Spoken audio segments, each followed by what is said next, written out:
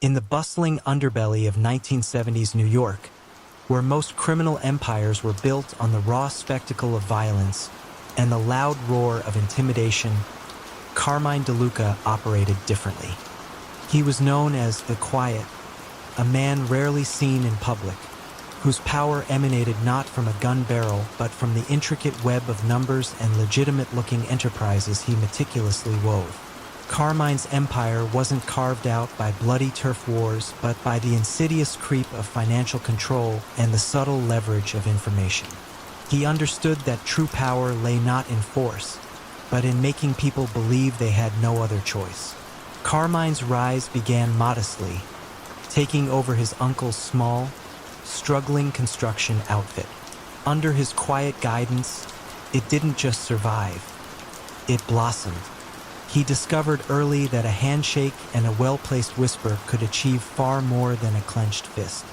He offered what he called solutions to local businesses: unbreakable union contracts, guaranteed waste removal services, expedited permits, all at a premium, of course. These services, while seemingly legitimate, were subtly underpinned by the unspoken understanding that refusal meant a sudden, inexplicable rash of problems. Permits stalled indefinitely, unions striking at critical junctures, or unexpected inspections. It was a soft coercion, the kind that left no bruises, only the slow bleed of profits. His true genius, however, lay in money laundering. Carmine saw the piles of illicit cash not as a burden to hide, but as raw material for further empire building. He invested heavily in real estate, buying up distressed properties, renovating them with his controlled construction companies, and then flipping them or holding them as seemingly legitimate assets. He set up a complex network of shell corporations, offshore accounts in the Cayman Islands, and front businesses, from import-export firms to a chain of laundromats, that shuffled money like a magician shuffles cards, making it vanish and reappear cleansed and legitimate. The sheer volume and complexity of the transactions often overwhelmed even the most diligent auditors, who typically focused on more overt criminal activities. Carmine rarely needed to resort to direct threats because his reach felt omnipresent. His network of informants wasn't just in the street. It extended into City Hall, local banks, and even the offices of struggling businesses. He often knew about a company's financial woes or a politician's secret dealings long before anyone else. This allowed him to approach individuals with seemingly innocuous offers of help, turning potential adversaries into unwitting cogs in his elaborate machine. His lieutenants, men like Sal the Calculator Rizzo, handled the street-level enforcement, ensuring Carmine's directives were followed without question. Though even Sal understood that Carmine's real power was in the ledgers, not the muscle. The unraveling of Carmine's empire began not with a dramatic raid, but with a seemingly routine audit of a mid-sized dry-cleaning chain, one of his many laundered fronts. A diligent, relatively new IRS agent named Eleanor Vance, with a background in financial forensics, noticed an anomaly. The chain's reported profits consistently defied industry averages, especially in districts where other businesses struggled. It wasn't a single large red flag, but 1,000 tiny threads, each slightly out of place. She started pulling. Eleanor didn't pursue the dry cleaners directly. Instead, she followed the money, meticulously tracing small, frequent transfers, unusual loans, and recurring payments to seemingly unrelated businesses. She spent months, sometimes late into the night, mapping out the convoluted ownership structures of Carmine's real estate holdings, identifying the same pattern of shell corporations linked by obscure directors or shared legal addresses. Her approach was methodical, patient, and utterly devoid of the dramatic flair typically associated with bringing down crime bosses. The key to Carmine's undoing wasn't a snitch's testimony, but the testimony of the numbers themselves. Eleanor built a case brick by brick, demonstrating how hundreds of millions of dollars moved in a choreographed dance designed to obscure their origins. She presented her findings to a reluctant federal prosecutor, who initially saw no obvious ties to violent crime. But Eleanor showed how the legitimate profits were far too high, the expenses too low, and the ownership structures too labyrinthine to be anything but a colossal money laundering operation. The moment it truly unraveled was when a federal judge, presented with Eleanor's overwhelming financial evidence, authorized the freezing of Carmine's assets, hundreds of millions in real estate, business holdings, and bank accounts. Without the flow of capital, his carefully constructed edifice began to crumble. The legitimate businesses he controlled faltered, unable to meet payroll or pay suppliers. The favors he offered could no longer be financed. The silent coercion lost its sting when the financial incentives evaporated. Carmine DeLuca was eventually indicted, not on charges of murder or violent racketeering, but on dozens of counts of tax evasion, wire fraud, and conspiracy to launder money. His arrest was quiet, without a single shot fired or a public spectacle. He was found in his lavish but understated penthouse, calmly reviewing financial statements. The empire that had been built on quiet machinations and subtle control collapsed just as silently, brought down not by bullets, but by the relentless, patient work of a woman who understood the silent language of numbers better than Carmine himself. In the labyrinthine alleyways and sun-drenched docks of 1950s Marseille, where the scent of salt mixed with the whispers of illicit trade, Jean-Luc Dubois was a figure of quiet, formidable power. Unlike the boisterous, cigar-chomping gang leaders of popular lore, Jean-Luc cultivated an air of impeccable discretion. He was often seen in finely tailored suits, frequenting the opera or the most exclusive restaurants, indistinguishable from the city's legitimate elite. Yet, beneath this polished exterior, he was the undisputed architect of a vast criminal enterprise that quietly controlled the flow of goods, money, and influence across the bustling port city. Jean-Luc's rise began in the aftermath of the war, a time of chaos and opportunity. He didn't seize control through brute force, but by identifying the city's critical choke points: the docks, the customs offices, and the legitimate import-export businesses. He understood that true criminal mastery wasn't about holding a gun, but about holding the ledger, the manifest, and the key to the warehouse. His strategy was one of infiltration and subtle manipulation. He cultivated relationships with weary dock foremen, cash-strapped customs officials, and ambitious shipping magnates, offering them partnerships that were too lucrative to refuse and too dangerous to betray. His primary focus was contraband, everything from luxury silks and duty-free spirits to, later, a sophisticated network for smuggling narcotics. But it was his innovative approach to racketeering that truly cemented his power. Instead of crude protection schemes, Jean-Luc offered logistical solutions. Businesses experiencing inexplicable delays in their shipments suddenly found their goods flowing smoothly after a quiet conversation with one of Jean-Luc's associates. Restaurants plagued by sudden health inspections or labor disputes found their problems vanishing after agreeing to purchase their produce from a particular distributor. It was a service, presented with a smile and a firm handshake, yet imbued with the unspoken threat of what would happen if the service was declined. Money laundering was an art form under Jean-Luc. He acquired a legitimate shipping company, using its vast international network to funnel illicit proceeds through a dizzying array of shell corporations registered in Monaco, Geneva, and beyond. He invested heavily in the burgeoning tourism industry, buying hotels, acquiring stakes in casinos, and even funding a prominent film studio. The profits from these ventures were then seamlessly mixed with the dirty money, creating a veneer of undeniable legitimacy. His accountants were not just skilled. They were masters of obfuscation, creating financial statements that could withstand casual scrutiny, burying the illicit funds deep within layers of legitimate transactions. Jean-Luc rarely raised his voice, relying instead on the quiet, devastating power of anticipation and consequence. His network of informants was unparalleled, reaching into every corner of Marseille, from the police precinct to the highest echelons of local government. He often knew about a rival's plans or a detective's investigation long before it fully materialized, allowing him to subtly steer events, deflect attention, or simply make problems disappear. His most powerful tool was not intimidation, but the quiet demonstration that he was always 2 steps ahead. The unraveling of Jean-Luc's meticulously constructed empire began not with a dramatic police raid, but with a seemingly insignificant change in customs policy. A new, incorruptible customs commissioner, a woman named Isabelle Moreau, was appointed to Marseille, determined to clean up the port. Unlike her predecessors, she wasn't interested in quick wins or public arrests.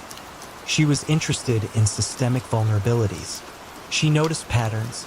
Certain types of cargo consistently bypassed rigorous inspections, specific shipping lines seemed immune to delays, and an unusual uniformity in the paperwork for seemingly diverse businesses. Isabelle didn't target the individual smugglers. She targeted the system that enabled them. She implemented new, randomized inspection protocols and cross-referenced shipping manifests with financial records of the receiving businesses, a tedious, data-intensive process that few had ever undertaken. Her focus was on the paperwork, the inconsistencies, and the inexplicable efficiencies of Jean-Luc's network. She uncovered a specific type of bill of lading, seemingly legitimate, that consistently appeared on shipments that avoided scrutiny. The moment it all truly began to unravel was when Isabelle's team, after months of quiet analysis, identified a series of shell companies, all linked by subtle patterns in their registration and banking details, that consistently facilitated the untraceable movement of goods and funds. These companies, while seemingly disparate, all pointed back to the legitimate shipping company Jean-Luc had acquired years ago. The financial flows, once considered too complex to decipher, began to reveal their underlying structure under Isabelle's relentless scrutiny. Jean-Luc was not brought down by a violent confrontation, but by the cold, irrefutable logic of financial forensics and meticulous administrative investigation. He was eventually indicted for massive customs fraud, racketeering, and money laundering. His arrest was fittingly quiet. He was apprehended while leaving a classical concert, impeccably dressed, a faint smile playing on his lips, as if acknowledging the elegance of his own downfall. The empire built on quiet control and the subtle manipulation of systems was dismantled not by force, but by the patient, unyielding pressure of an investigator who understood that sometimes the greatest betrayals are found not in loud declarations, but in the silent spaces between the numbers. In the post-war reconstruction of 1960s Vienna, a city still haunted by its past but determined to rebuild its future, a man named Victor Krum operated in the unseen currents beneath the elegant surface. Victor was not a man of overt threats or street-level enforcers. His power resided in the delicate art of information and the quiet leverage of human weakness. He was the city's preeminent shadow broker, a master of blackmail and subtle coercion, building an empire not on violence, but on the whispered secrets of the powerful and the vulnerable. Victor's beginnings were unremarkable. A former mid-level clerk in a government office with an uncanny knack for remembering details and a quiet, observant nature. He quickly realized that in a city striving for normalcy, many prominent figures carried hidden scars and illicit dealings from the war years, or simply engaged in indiscretions they wished to keep buried. He started small, acquiring compromising letters, photographic negatives, or financial ledgers that accidentally fell into his hands. His early transactions were mere favors, where he would offer to return sensitive material in exchange for a future consideration. A permit granted, a contract awarded, a blind eye turned. His method was refined over years. He never threatened directly. Instead, a finely dressed associate would arrive, presenting a carefully selected piece of evidence, a faded photograph, a coded message, a bank statement from an unexpected account. The implications were always clear without a single word of explicit threat. The recipient understood the damage this information could inflict on their reputation, career, or family. The price was never cash in a briefcase. It was always a service. A zoning variance approved, a competitor's bid mysteriously misplaced, or a key piece of legislation quietly shelved. It was a sophisticated form of control, where the victim felt they were making a choice, albeit one dictated by fear. Victor's empire grew through an intricate network of seemingly legitimate fronts. He owned a respectable antique shop, a high-end tailor, and held shares in several private detective agencies. These businesses served as perfect conduits for gathering intelligence, from listening to hushed conversations over fittings to discreetly following targets. His operatives were not thugs but impeccably dressed individuals, often with backgrounds in law, finance, or even journalism, who understood the nuances of persuasion and information gathering. Money laundering for Victor was less about cleaning vast sums of cash and more about legitimizing the proceeds of his services. The favors he received from politicians and businessmen translated into tangible assets. The zoning variance allowed him to buy prime real estate cheaply and flip it for enormous profit. The suppressed competitor's bid meant his favored client won a lucrative government contract, a portion of which would then flow back to Victor through consultancy fees or shell companies. His wealth was built not on overt criminal enterprises but on the silent, systemic corruption he orchestrated, making him incredibly difficult to trace. The sheer breadth of his information network was staggering. Victor had a file on almost everyone of consequence in Vienna: politicians, industrialists, judges, even prominent figures in the arts.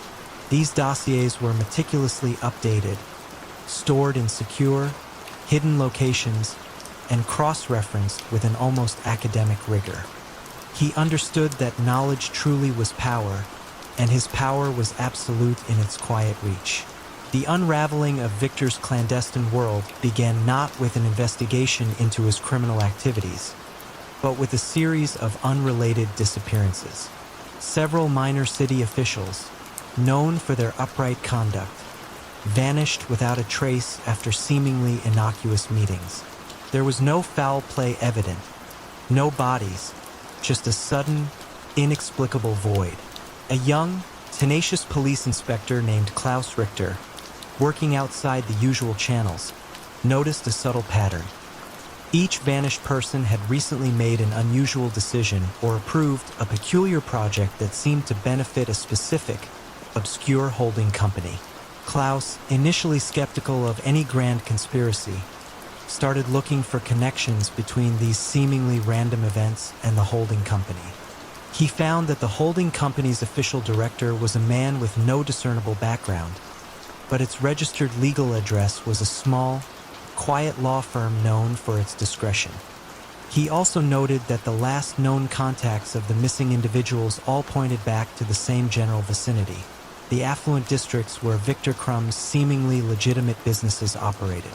The true moment of unraveling occurred when Klaus, after painstakingly tracing the ownership of the holding company through multiple layers of shell corporations, discovered a hidden link to the antique shop owned by Victor Krumm. More crucially, he found that a particular, rare type of paper used for official city documents had been subtly altered or lost in specific instances where the vanished officials had made their contentious decisions. This small, almost invisible detail suggested not just corruption, but a methodical, almost surgical manipulation of official processes. Klaus didn't have enough to prove blackmail or coercion, but he had enough to show a pervasive pattern of influence and potential fraud. He orchestrated a series of quiet, simultaneous search warrants on Victor's various legitimate businesses and his private residence. They didn't find weapons or large caches of cash.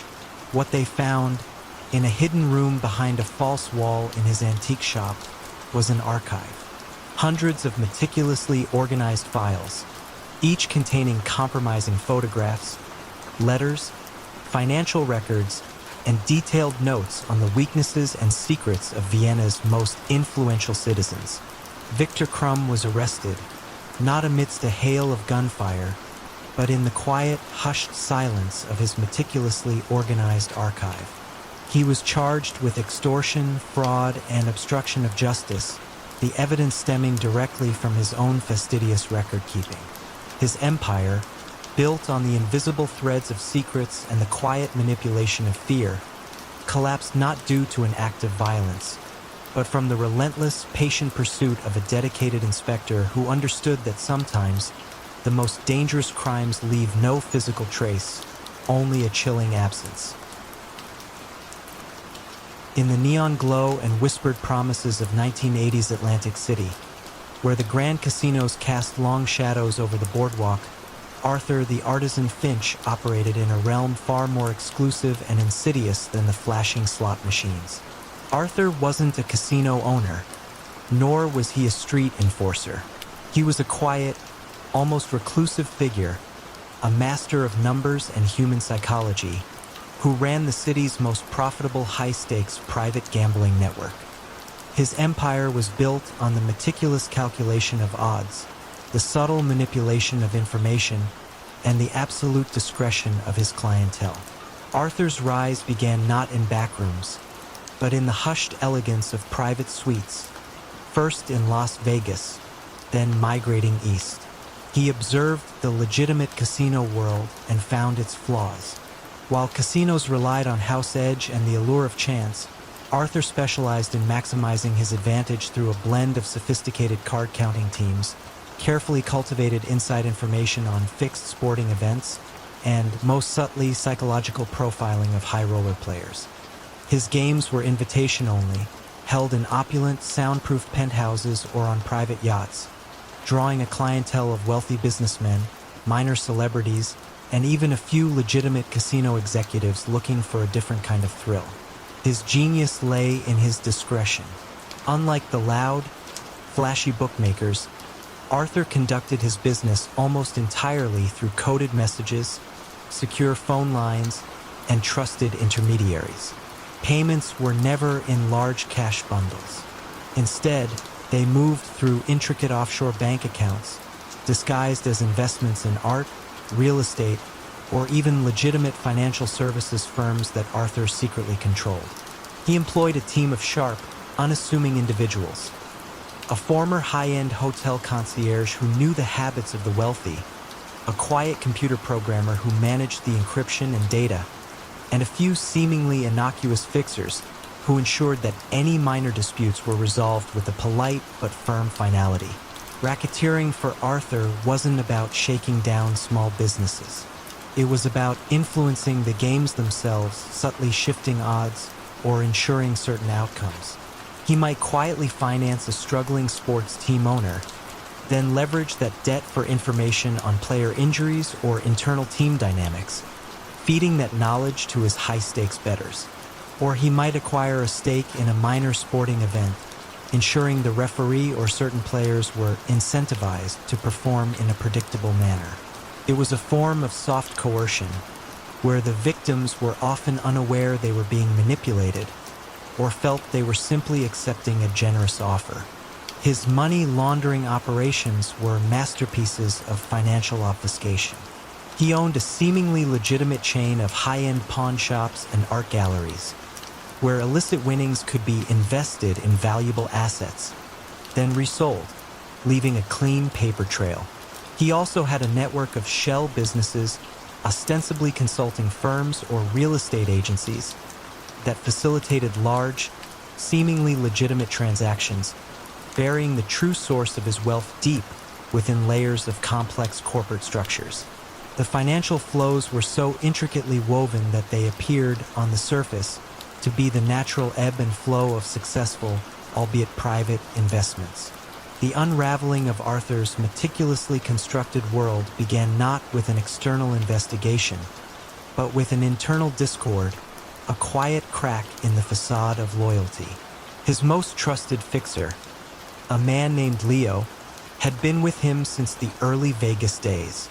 Leo was a man of few words, incredibly efficient, and seemingly devoted. However, Leo harbored a simmering resentment, a feeling that his decades of unwavering service were not adequately recognized, or that Arthur had grown too complacent, too insulated from the ground-level risks. This resentment was a slow burn, fanned by personal financial struggles that Arthur, in his insulated world, failed to notice. The true moment of unraveling arrived when Leo, facing a mounting personal debt and a sense of profound disillusionment, began to feed small, anonymous tips to a persistent, relatively junior FBI agent in the Atlantic City field office named Sarah Chun. Sarah had been tracking whispers of an unusually sophisticated gambling operation for months, but all leads had consistently hit dead ends. Leo didn't directly betray Arthur initially. He simply provided subtle hints, the unusual pattern of certain private jet flights, the specific code names used in encrypted communications, or the seemingly innocuous addresses of shell companies, each a piece of a puzzle that Sarah had previously been unable to connect. Sarah, a specialist in financial crimes, wasn't looking for street gamblers. She was looking for patterns in wealth and communication that didn't fit. Leo's crumbs allowed her to start piecing together the financial labyrinth. She noticed unusual, large transfers between a seemingly legitimate art gallery and a small offshore bank, then linking those funds to private jet charter companies that Arthur frequently used. The data, cross-referenced over months, painted a picture of a vast, illicit wealth network. The final, quiet blow came when Leo, pushed to the brink, provided Sarah with the decryption key for Arthur's secure communication network, along with detailed records of the financial transfers and hidden accounts. It wasn't a dramatic confession, but a series of quiet, anonymous data drops. Armed with this overwhelming evidence, the FBI and IRS conducted a coordinated, meticulously planned series of quiet arrests and asset seizures. There were no shootouts, no chases down the boardwalk. Arthur Finch was apprehended in his penthouse, reviewing financial reports, a quiet smile on his face as he realized the game was finally, subtly, over. He was charged with wire fraud, money laundering, and operating an illegal gambling enterprise. His empire, built on silent bets and quiet calculations, collapsed from the inside, brought down not by force, but by the quiet betrayal of a man who felt unseen, and the patient, digital pursuit of an agent who understood the hidden language of data.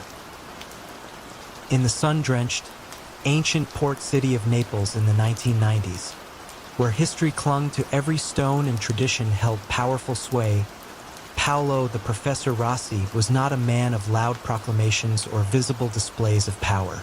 His influence, instead, was like the tide, invisible in its flow, yet capable of moving mountains. He was a quiet academic, almost scholarly in his demeanor, but beneath the surface, he orchestrated a vast and sophisticated criminal syndicate that controlled the city's construction, waste management, and even aspects of its cultural heritage, all through a velvet grip of soft coercion and calculated economic leverage. Paolo's ascent was atypical. He came from a family with deep old ties, but he himself had a university degree in economics. He understood that the days of crude extortion were waning. True power in the modern era lay in controlling the fundamental services and infrastructure of a city. He didn't demand protection money. He offered exclusive partnerships. He would approach construction companies struggling with permits or labor disputes, offering to expedite the process or provide unbeatable rates on materials. The unspoken understanding was that if they refused, their projects would stall indefinitely, plagued by phantom issues. His primary strategy revolved around controlling bids for public contracts. Through a network of seemingly legitimate engineering firms, consultancy groups, and material suppliers, all secretly controlled by his syndicate, Paolo ensured that his preferred companies consistently won lucrative government projects, from building new hospitals to repairing ancient landmarks. Competitors would find their bids inexplicably disqualified, their crucial documents lost, or their financial backing suddenly withdrawn. It was a subtle chokehold on the city's economic lifeblood, leaving no fingerprints, only a pervasive sense of inevitability. Waste management was another cornerstone of his empire. He acquired a legitimate waste disposal company, then used his influence to secure exclusive municipal contracts. Soon, it became the only viable option for many businesses and residents. Any attempt by rival companies to enter the market would be met with quiet, bureaucratic roadblocks or sudden, debilitating equipment failures. Illicit waste, often toxic, was then disposed of cheaply in unmonitored sites, saving the syndicate enormous sums while subtly poisoning the land. Money laundering for Paolo was a meticulous, multi-layered operation that dwarfed previous methods. He invested heavily in real estate development, building luxury apartment complexes and commercial centers with syndicate-controlled construction firms, using the laundered money as legitimate investment capital. He also acquired a chain of popular restaurants and hotels, funneling illicit profits through inflated invoices and phantom services. His financial advisors, often respected figures in the city's banking sector, crafted complex international transactions, routing funds through Switzerland, Luxembourg, and beyond, making it nearly impossible to trace their true origin. He even developed a system of cultural investment, quietly purchasing invaluable ancient artifacts and donating them to museums, further solidifying his legitimate image while moving vast sums. The unraveling of Paolo's sophisticated enterprise began not with a dramatic law enforcement operation, but with the quiet persistence of a young, unseasoned prosecutor named Sofia Ricci. Sofia had been assigned a seemingly minor case involving irregularities in a municipal park renovation project. The numbers simply didn't add up, costs were inflated, materials were subpar, and the original contractors had mysteriously pulled out. It was a small thread, but Sofia, with a sharp eye for detail, began to tug. Sofia didn't chase criminals. She chased inconsistencies. She noticed that the same names of shell companies and consulting firms kept appearing across various public projects, always winning, always with inflated costs.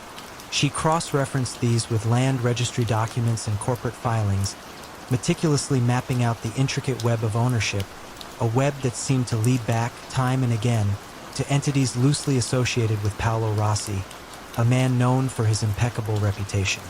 The moment it all truly began to unravel was when Sofia, digging into the waste management contracts, discovered a series of unexplained discrepancies in the tonnage of waste processed versus the revenue generated by Paolo's waste disposal company.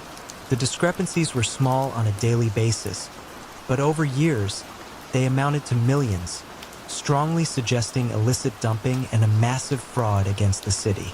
More critically, she discovered a subtle, recurring pattern in the bidding process for public contracts.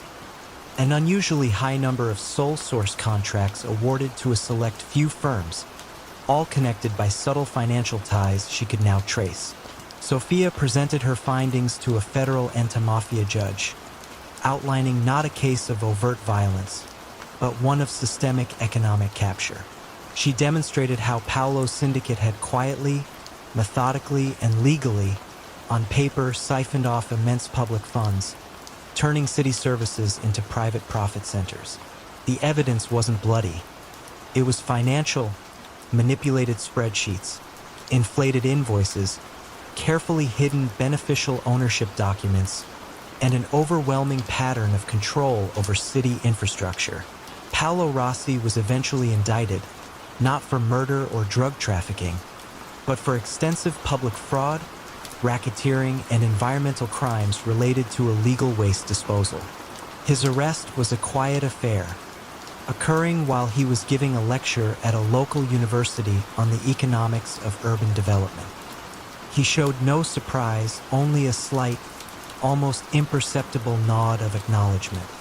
His empire, built on the velvet grip of economic control and the quiet manipulation of bureaucracy, fell not to the roar of a police siren, but to the meticulous, unwavering dedication of a prosecutor who understood that true power and its abuse can often be found not in the shadows, but in the glaring light of seemingly legitimate transactions. In the gritty, industrial heartland of 1940s Chicago, amidst the rumble of trains and the clatter of stockyards, Thomas "the Ledger" O'Malley was a silent force. He didn't command legions of armed men or engage in flashy displays of wealth. Instead, Thomas built his formidable influence brick by meticulous brick, through the quiet accumulation of debts and the strategic distribution of favors. His empire was a vast, intricate network of loyalties, unspoken obligations, and well-placed individuals, making him the city's undisputed, yet almost invisible master of quiet coercion and political manipulation. Thomas's journey began not in the back alleys, but in the bustling hallways of local political offices. He started as a low-level aide, observing keenly how power truly flowed not through public speeches, but through whispered conversations, discreet exchanges, and the careful cultivation of allegiances. He realized that a well-timed loan to a struggling alderman, a strategic donation to a campaign, or a subtle arrangement for a zoning variance could yield far greater returns than any armed robbery. He became a master of making others feel perpetually indebted, ensuring that when the time came, they would owe him. His primary strategy was the favor bank. He would identify individuals, politicians, judges, union leaders, police captains, even influential journalists, who, for one reason or another, found themselves in a bind. It could be a gambling debt, a hidden indiscretion, a child in need of a rare medical procedure, or a failing business on the brink. Thomas would quietly step in, providing the necessary funds, information, or connections, always with the understanding that the favor would, eventually, be returned. There was no explicit contract, no written agreement, just a chilling, unspoken understanding of future obligation. Racketeering under Thomas's purview was a subtle art of leveraging these favors. He rarely needed to threaten. Instead, a competitor's business might find its deliveries mysteriously delayed, its permits suddenly revoked, or its employees facing unexpected labor disputes, all orchestrated by those who owed Thomas a favor. Conversely, businesses that quietly aligned with his interests found their path smooth, their contracts secured, and their operations unhindered. He offered solutions that seemed to arise naturally from the bureaucratic labyrinth, but were in fact the direct result of his pervasive influence. Money laundering for Thomas was woven directly into his network of legitimate businesses and political connections. He quietly acquired stakes in several major Chicago enterprises, a large trucking company, a citywide laundry service, and even a prominent local newspaper. These businesses not only served as legitimate fronts for moving illicit funds, but also provided a continuous stream of information and leverage. Payments for consulting services that were never rendered, inflated invoices for maintenance, or simply understated profits funneled cash from illicit activities into the legitimate economy. He used complex intercompany loans and offshore accounts to obscure the true origins of his wealth, making his balance sheets appear perfectly normal to any casual observer. His power was in his anonymity. Few outside his inner circle even knew his name, let alone his true influence. He operated through layers of intermediaries, ensuring that no single individual could directly link him to any illicit activity. His presence was felt in the decisions made, the contracts awarded, and the investigations shelved, rather than in any public display of authority. The unraveling of Thomas's meticulously constructed edifice began not with a grand federal investigation into organized crime, but with a persistent, nagging feeling of unease in the mind of a veteran state prosecutor, Danny Flynn. Danny had spent years battling corruption in Chicago, often feeling like he was swatting at shadows. He noticed a pattern of cases that inexplicably stalled, powerful figures who seemed immune to scandal, and public contracts that always went to the same few, often interconnected companies. Danny didn't have a snitch, nor did he have a smoking gun. He simply had a hunch, a gut feeling that there was a single, unseen hand orchestrating much of the city's quiet corruption. He started building a comprehensive database, cross-referencing public records, campaign finance disclosures, property transfers, business registrations, union contracts, and court filings. He was looking for connections, for repeated names, for unusual financial flows that seemed to defy logical explanation. The true moment of unraveling came when Danny, after months of painstaking analysis, identified a series of seemingly unrelated loans and small business acquisitions, each involving a prominent local figure who had, shortly thereafter, made a contentious public decision or approved a controversial project. Each of these financial threads, no matter how disparate they seemed, eventually led back to a single, obscure holding company registered under a series of anonymous shell names. Digging deeper, he discovered that this holding company had a peculiar habit of loaning money to political figures just before key votes or decisions that benefited specific businesses, all of which were, in turn, subtly connected to the same core group of seemingly legitimate enterprises that Thomas O'Malley had quietly acquired. Danny's evidence wasn't about violence. It was about the insidious quiet creep of influence documented meticulously in financial ledgers and public records. He presented a compelling, if complex, case to a grand jury. A systemic pattern of bribery, extortion through leverage, and massive financial fraud, all centered around the manipulation of public servants through the carefully managed Favor Bank. He showed how millions of dollars were laundered through seemingly legitimate businesses and how the city's essential services were slowly being siphoned for private gain.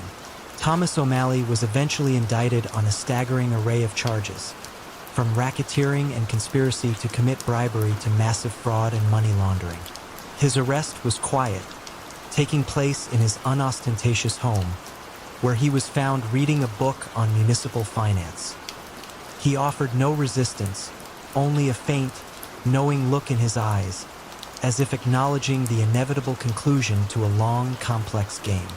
His empire, built on the silent promises of reciprocation and the invisible threads of obligation, finally unraveled not with a bang, but with the quiet, persistent diligence of a prosecutor who refused to ignore the silent language of connections and favors. In the fragmented, reunified Berlin of the early 1990s, a city grappling with its past while eagerly embracing a new future, Dr. Elias Thorne moved with an almost ethereal grace. He was a man of profound intellect and impeccable taste, a celebrated art historian, and a revered figure in the nascent cultural exchange between East and West. Dr. Thorne lectured at prestigious universities, advised on museum acquisitions, and published scholarly articles on forgotten masterpieces. Yet, beneath this veneer of academic respectability, he was the silent orchestrator of a vast criminal enterprise, dealing not in drugs or violence, but in the priceless, often tragic, legacies of history itself, stolen art and cultural artifacts. Dr. Thorne's rise was born from a unique understanding of the geopolitical shifts unfolding around him. With the collapse of communism, countless state collections, private hoards, and even abandoned Jewish estates were in flux. He saw not chaos, but opportunity, an untapped reservoir of high value, often undocumented, assets. He didn't employ thugs. He cultivated a network of desperate former apparatchiks, underpaid museum curators, and unscrupulous archivists who, for a price, would turn a blind eye or provide access to forgotten inventories and hidden caches. His influence was built on the quiet desperation of others and his own unmatched knowledge of art provenance and market values. His primary criminal strategy was multifaceted. He specialized in what he subtly termed repatriation facilitation, which in reality meant identifying invaluable artworks and historical documents that lacked clear post-war ownership or had been quietly pilfered during the tumultuous transitions. He would then arrange for their discovery or liberation, manufacturing elaborate but plausible backstories. Often, legitimate pieces from smaller, less scrutinized collections would be replaced with masterfully executed forgeries, while the originals were spirited away. His genius lay in exploiting the bureaucratic chaos and the fervent desire of many to simply move on from the past, even if it meant overlooking certain uncomfortable details. Racketeering, in Dr. Thorne's world, was a far cry from crude shakedowns. He would approach struggling regional museums or financially desperate private collectors in the former Eastern Bloc, offering to authenticate or restore their most valuable pieces. In exchange, he would receive exorbitant fees or, more commonly, a significant portion of the collection, which he would then sell through his own legitimate-looking channels. The coercion was subtle. If they refused, their collections might face unforeseen legal challenges regarding provenance, or simply vanish due to inexplicable negligence. His method was to present an impossible choice, making the victim believe they were entering a legitimate, albeit unfavorable, business deal. Money laundering for Dr. Thorne was an art form in itself. He acquired several struggling art galleries, an antique shop specializing in European heritage, and even a small, reputable art auction house in Munich. These served as perfect conduits for his illicit gains. Forged acquisition papers, inflated valuations for newly discovered pieces, and phantom sales to anonymous overseas buyers allowed him to cycle vast sums of money through his legitimate businesses. He also invested heavily in historic real estate, particularly crumbling aristocratic estates in Eastern Europe, which he would restore with laundered funds, then use as collateral for legitimate loans, further embedding his wealth within the legal economy. His financial transactions were routed through a complex web of holding companies registered in Switzerland, Liechtenstein, and the Channel Islands, making any audit a Herculean task. His quiet power was almost absolute within the circles he operated in. He was charming, erudite, and seemingly beyond reproach. The police, accustomed to more overt forms of crime, often missed the intricate financial trails or the subtle inconsistencies in art provenances that were Dr. Thorne's true signatures. The unraveling of Dr. Thorne's meticulously crafted empire began not with a grand police investigation, but with the quiet, unwavering skepticism of a young, passionate art provenance researcher named Lena Hoffman. Lena worked for a foundation dedicated to identifying and restituting art looted during World War II and the Cold War era. She had an almost uncanny ability to spot anomalies in documentation. She noticed a recurring, almost imperceptible pattern. Several newly discovered artworks entering the legitimate market, all with remarkably similar, yet slightly contradictory provenance papers, often involving the same intermediaries and dating back to regions where chaos had reigned. Lena didn't suspect a specific criminal at first. She simply suspected systematic fraud. She focused on the paper trail of the art itself, scrutinizing microscopic details in watermarks, comparing typeface on old documents, and meticulously cross-referencing auction records with archived museum inventories. She started to see a common thread in the subtle misdatings, the unusual lack of exhibition history for supposedly important pieces, and the sudden appearance of works that had been presumed lost for decades. The true moment of unraveling arrived when Lena, while researching a painting attributed to an obscure Renaissance master, discovered a critical, anachronistic detail in its original accompanying documentation. A specific brand of paper that hadn't been manufactured until after the painting's supposed period of disappearance. This tiny, almost invisible flaw, coupled with the familiar intermediaries, pointed directly to Dr. Thorne's auction house. With this, Lena began to pull on the string, tracing the financial flows from the sales of these dubious artworks, which led her through the labyrinthine shell companies and ultimately back to the art galleries and real estate holdings subtly controlled by Dr. Elias Thorne. Lena presented her findings to Interpol and the German Federal Criminal Police, not with evidence of violence, but with a meticulously documented case of large-scale art fraud, cultural heritage crimes, and massive money laundering. Dr. Elias Thorne was eventually indicted, not on charges of murder or drug trafficking, but for extensive fraud, racketeering, and the illegal trade in cultural artifacts. His arrest was as understated as his crimes. He was apprehended at an international art symposium mid-sentence while delivering a lecture on the ethical responsibilities of art acquisition. He offered no resistance, only a faint, almost imperceptible nod, as if acknowledging the elegance of the detection that had finally caught him. His empire, built on the quiet manipulation of history and the silent theft of cultural heritage, crumbled not with a bang, but with the quiet, relentless pursuit of a researcher who understood that sometimes the most profound truths are hidden in the most minute details. In the humid, bustling port city of New Orleans in the early 1980s, where the Mississippi River flowed with commerce and secrets, Elias the Navigator Thorne held sway. He was not a man of the docks, shouting orders or making public displays of power. Instead, Elias operated from a quiet, unassuming office overlooking the vast shipping yards, a man meticulously dressed, with an encyclopedic knowledge of tariffs, routes, and freight capacities. His empire was built not on muscle, but on the invisible networks of logistics, the precise timing of shipments, and the quiet manipulation of the colossal flow of goods that passed through the city. Elias's ascent began humbly. He started as a dispatch manager for a small, struggling trucking company.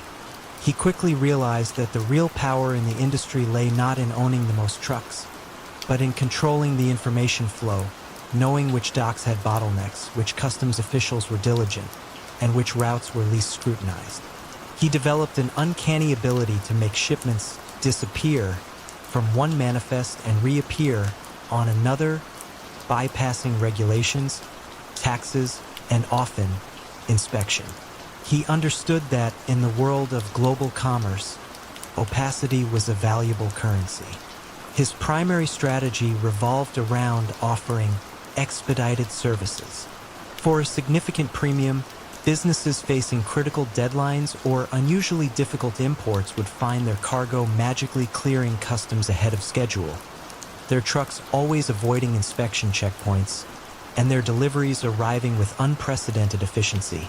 This wasn't achieved through overt bribery, but through a sophisticated network of incentivized dock workers, underpaid customs clerks, and quiet partnerships with seemingly legitimate brokers who would subtly misfile paperwork or reroute containers through less monitored channels. The coercion was implicit. If you didn't use Elias's services for sensitive goods, your legitimate shipments might face inexplicable delays, lost paperwork, or crippling fines. Racketeering in Elias's world took the form of controlling access. If a competing logistics firm tried to secure a major contract, their trucks might suddenly face chronic mechanical failures, their drivers might mysteriously fall ill, or their critical permits might be endlessly delayed by bureaucratic snags. Elias never had to make a threat. The problem simply happened, and then, after the rival company lost the bid, his own firms would invariably step in, offering their reliable services. He held a quiet monopoly on efficiency, achieved through controlled chaos. His true genius, however, was in money laundering. Elias had quietly acquired a sprawling network of seemingly legitimate businesses: a large warehousing and storage company, a truck repair and maintenance firm, and even a chain of roadside diners that catered to long-haul truckers. These businesses provided the perfect cover. Illicit profits from smuggling high-value goods, everything from untaxed luxury items to, increasingly, narcotics were funneled through inflated invoices for repairs or storage fees. Phantom shipments would generate revenue, and cash from the diners would be mixed with the legitimate income.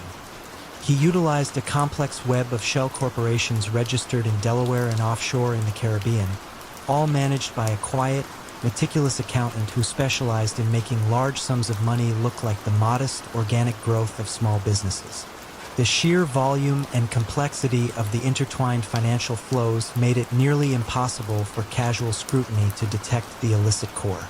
Elias rarely appeared in public, preferring the solitude of his office, surrounded by maps, shipping schedules, and financial ledgers.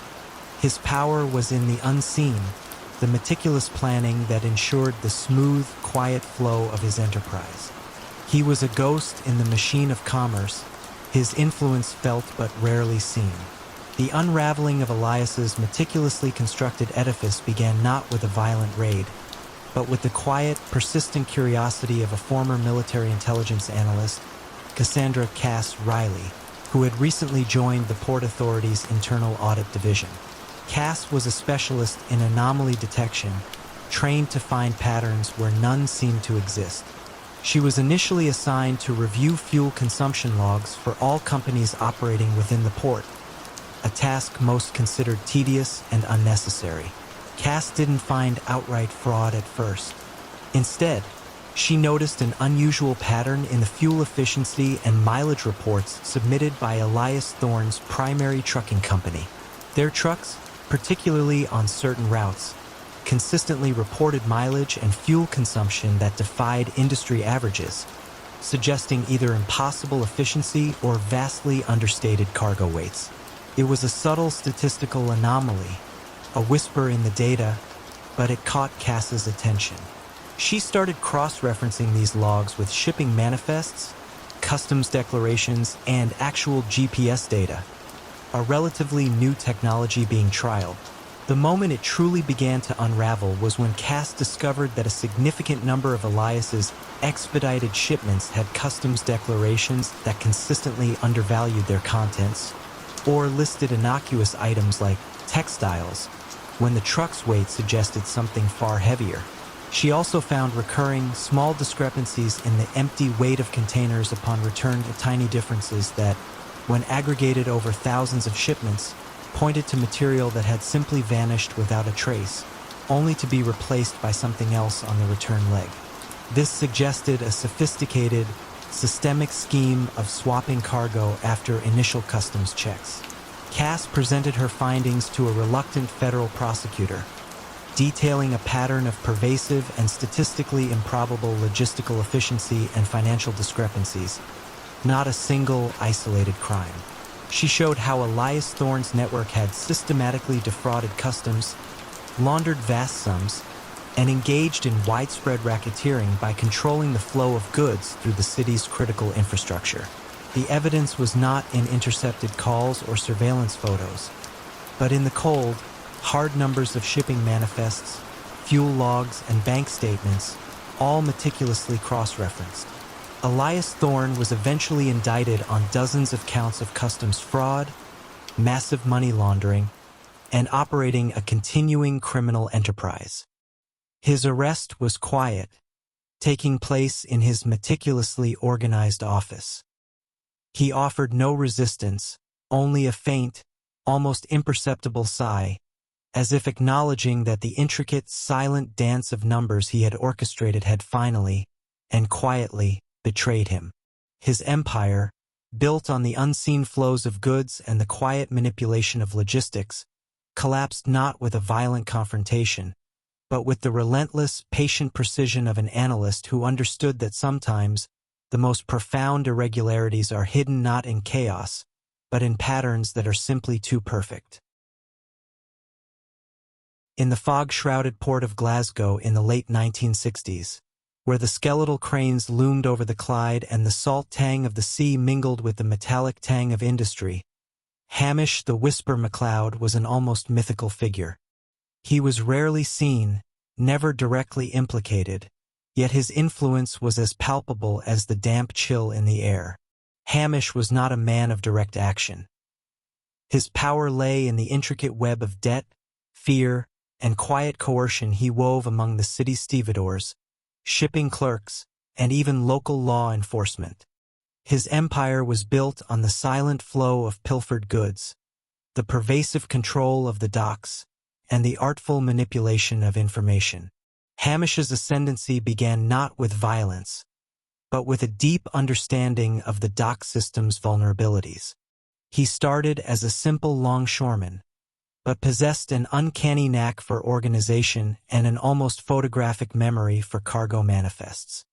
He quickly realized that the sheer volume of goods moving through the port created countless opportunities for small, untraceable pilfering. He began by organizing the strategic misplacement of crates, making small, high-value items, whiskey, electronics, luxury textiles, disappear from official logs only to reappear through quiet channels. His primary criminal strategy was one of systemic leakage. Instead of demanding a cut of legitimate businesses, he made it impossible for them to operate efficiently without his assistance. Shipments would be inexplicably delayed, valuable cargo would be damaged accidentally, or essential equipment would suddenly malfunction. Then, a quiet intermediary would appear, offering solutions, a faster offload, secure storage, or a guarantee against future mishaps. This service came at a steep, unwritten price, and businesses quickly learned that paying it was far less costly than enduring the unexplained misfortunes. The coercion was subtle, a pervasive atmosphere of bad luck that only Hamish could dispel. Racketeering, under Hamish's subtle hand, manifested as control over labor. He quietly infiltrated the local dock unions, not by becoming a visible leader, but by ensuring that key shop stewards and union officials owed him favors or feared the subtle consequences of defiance. This allowed him to orchestrate wildcat strikes that crippled rivals, or ensure that his preferred companies received priority for unloading and loading, effectively bottlenecking the entire port unless his terms were met. His power was in the unseen hand that pulled the strings of industrial relations. Money laundering for Hamish was a masterpiece of integration. He acquired a number of seemingly legitimate businesses that relied heavily on international trade. A chain of small electronics shops, a discreet clothing boutique, and several pubs that catered to sailors and dockworkers. These businesses served as perfect outlets for the stolen goods, which were sold at retail prices, effectively cleaning the illicit profits. Cash from these sales was then funneled through inflated invoices for stock purchases from shell companies in offshore havens like the Isle of Man. He also invested heavily in commercial real estate around the docks, buying up warehouses and small office blocks, which were then rented to his own front companies, generating legitimate-looking income that masked the true source of his wealth. The financial trails were convoluted, designed to appear as the natural, if somewhat chaotic, movements of a diverse portfolio. Hamish's greatest asset was his elusive nature. He had no permanent address that law enforcement could easily pinpoint, operating from a network of safe houses and quiet meeting spots. He communicated largely through trusted couriers and coded messages, rarely using phones that could be tapped. He was the ghost in the machinery of Glasgow's port, his influence undeniable, yet his presence ephemeral. The unraveling of Hamish's shadowy empire began not with a grand police operation, but with the quiet dedication of a young, observant Scottish customs investigator named Fiona Grant. Fiona had spent years sifting through endless shipping manifests, feeling that something was fundamentally amiss in the port.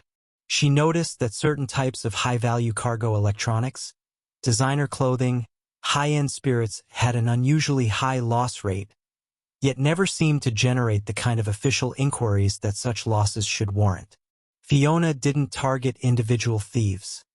She targeted patterns of disappearance and reappearance. She started cross-referencing manifests with insurance claims, and then, more importantly, with the inventory of various small, independent retail shops around the city. She noticed a peculiar correlation. Shops with unusually low purchasing costs from legitimate suppliers often seemed to have a surprisingly robust inventory of the very items that were lost at the docks.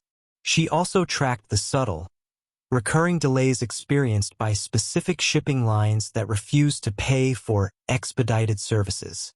The true moment of unraveling arrived when Fiona, after months of painstaking analysis, identified a distinct pattern of small, high-value discrepancies in the weight and number of items declared on manifests versus what actually passed through initial customs checks for specific cargo containers. These tiny discrepancies, individually insignificant, collectively pointed to a massive, systemic siphoning of goods. More critically, she discovered that the lost items consistently ended up in a specific network of retail shops and pubs, all subtly linked back to a series of seemingly unrelated, small-time investors, one of whom, a seemingly innocuous elderly woman, was the last known relative of Hamish MacLeod. Fiona presented her findings to a reluctant but ultimately convinced senior customs official, outlining not a case of violent crime, but a sophisticated, pervasive scheme of cargo theft, customs fraud, and money laundering, all orchestrated by an unseen hand. Her evidence wasn't about bullets. It was about the silent, systematic pilfering that amounted to millions and the intricate financial web that cleaned the proceeds. Hamish MacLeod was eventually indicted, not on charges of murder or drug running, but for extensive fraud, systematic theft, and money laundering. His arrest was as quiet as his operations. He was apprehended in a small, unassuming flat on the outskirts of Glasgow, surrounded by ledgers and shipping schedules, still meticulously tracking the movements of the port. He offered no resistance, only a faint, knowing smile, as if the game had simply reached its inevitable conclusion.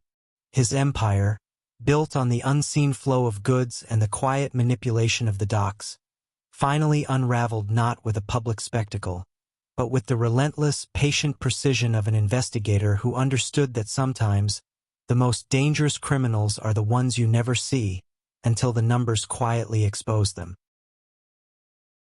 In the divided, rebuilding city of West Berlin in the mid-1950s, a landscape scarred by war yet humming with a fervent desire for renewal, a man named Klaus Richter wielded a unique and chilling power. Klaus was not a figure of the criminal underworld in the traditional sense. He had no armed enforcers, no visible territory, and never uttered a direct threat.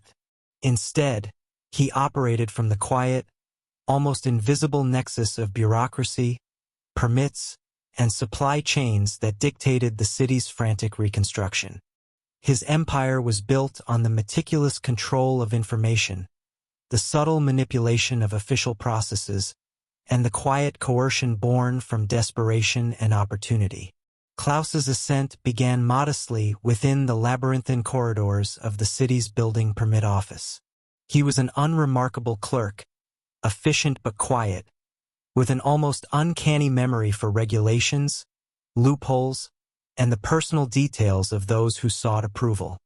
He quickly recognized that in a city starved for materials and desperate for housing, controlling the flow of permits and the allocation of scarce resources was far more potent than any stolen goods. He started by offering expedited processing for a small, unofficial fee, ensuring that certain applications navigated the bureaucratic maze with unusual speed, while others inexplicably stalled. His primary strategy revolved around creating controlled bottlenecks. He understood the city's most critical needs: steel for new high-rises, cement for foundations, lumber for homes, and subtly diverted supplies, creating artificial shortages.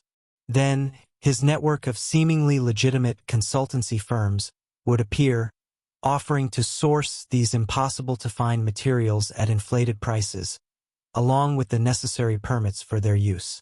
Businesses, facing crippling delays and financial ruin, had little choice but to pay. The coercion was never explicit. It was simply the unbearable reality that without Klaus's quiet intervention, their projects would grind to a halt. Racketeering, under Klaus's subtle hand, took the form of controlling who built what and where. He held sway over which construction companies received the most lucrative government contracts for rebuilding apartments or infrastructure. Competing firms would find their bids mysteriously disqualified, their financial backing suddenly withdrawn by concerned banks, or their vital labor force plagued by sudden, unauthorized strikes.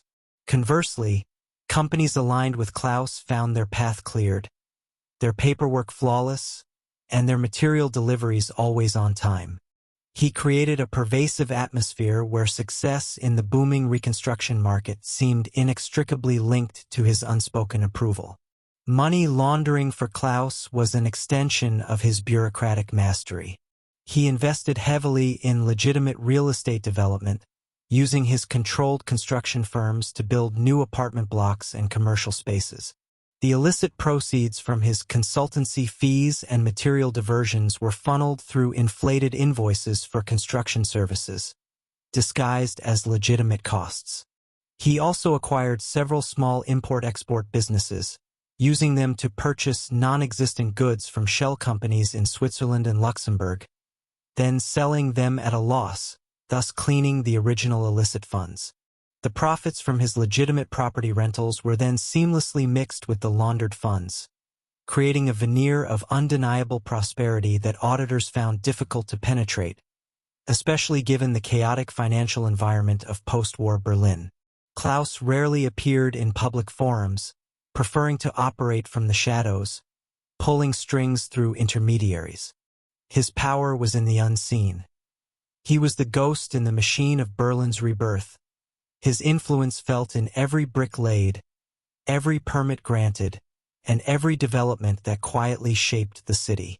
The unraveling of Klaus's meticulously constructed edifice began not with a grand police raid, but with the quiet, persistent curiosity of a young, idealistic city auditor named Greta Fischer. Greta had been assigned to a special task force aimed at streamlining the permit approval process and eliminating inefficiencies.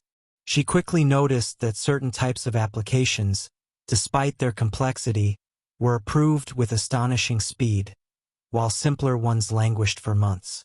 More puzzlingly, she saw a pattern in the allocation of scarce, high-value building materials, always flowing to the same seemingly unconnected group of construction firms. Greta didn't suspect a grand criminal conspiracy at first. She simply suspected gross inefficiency or favoritism. But as she delved deeper into the paper trail, meticulously cross-referencing permits with material allocation logs and financial reports, she started to see a disturbing, intricate web. She found that the fast-tracked permits and priority material allocations consistently benefited companies that had recently received consultancy services from the same obscure, small firms whose official directors seemed to have no real industry experience. The true moment of unraveling arrived when Greta, after months of painstaking analysis, discovered a series of unusually large, anonymous donations made to several seemingly legitimate local charities and reconstruction funds.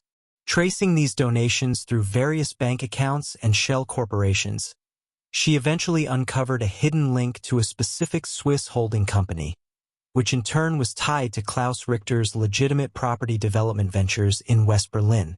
More critically, she found a series of highly encrypted, coded messages stored on an old telex machine in one of Klaus's consultancy offices, detailing the exact fees paid for expedited permits and material access, along with records of the subtle bureaucratic obstacles he had.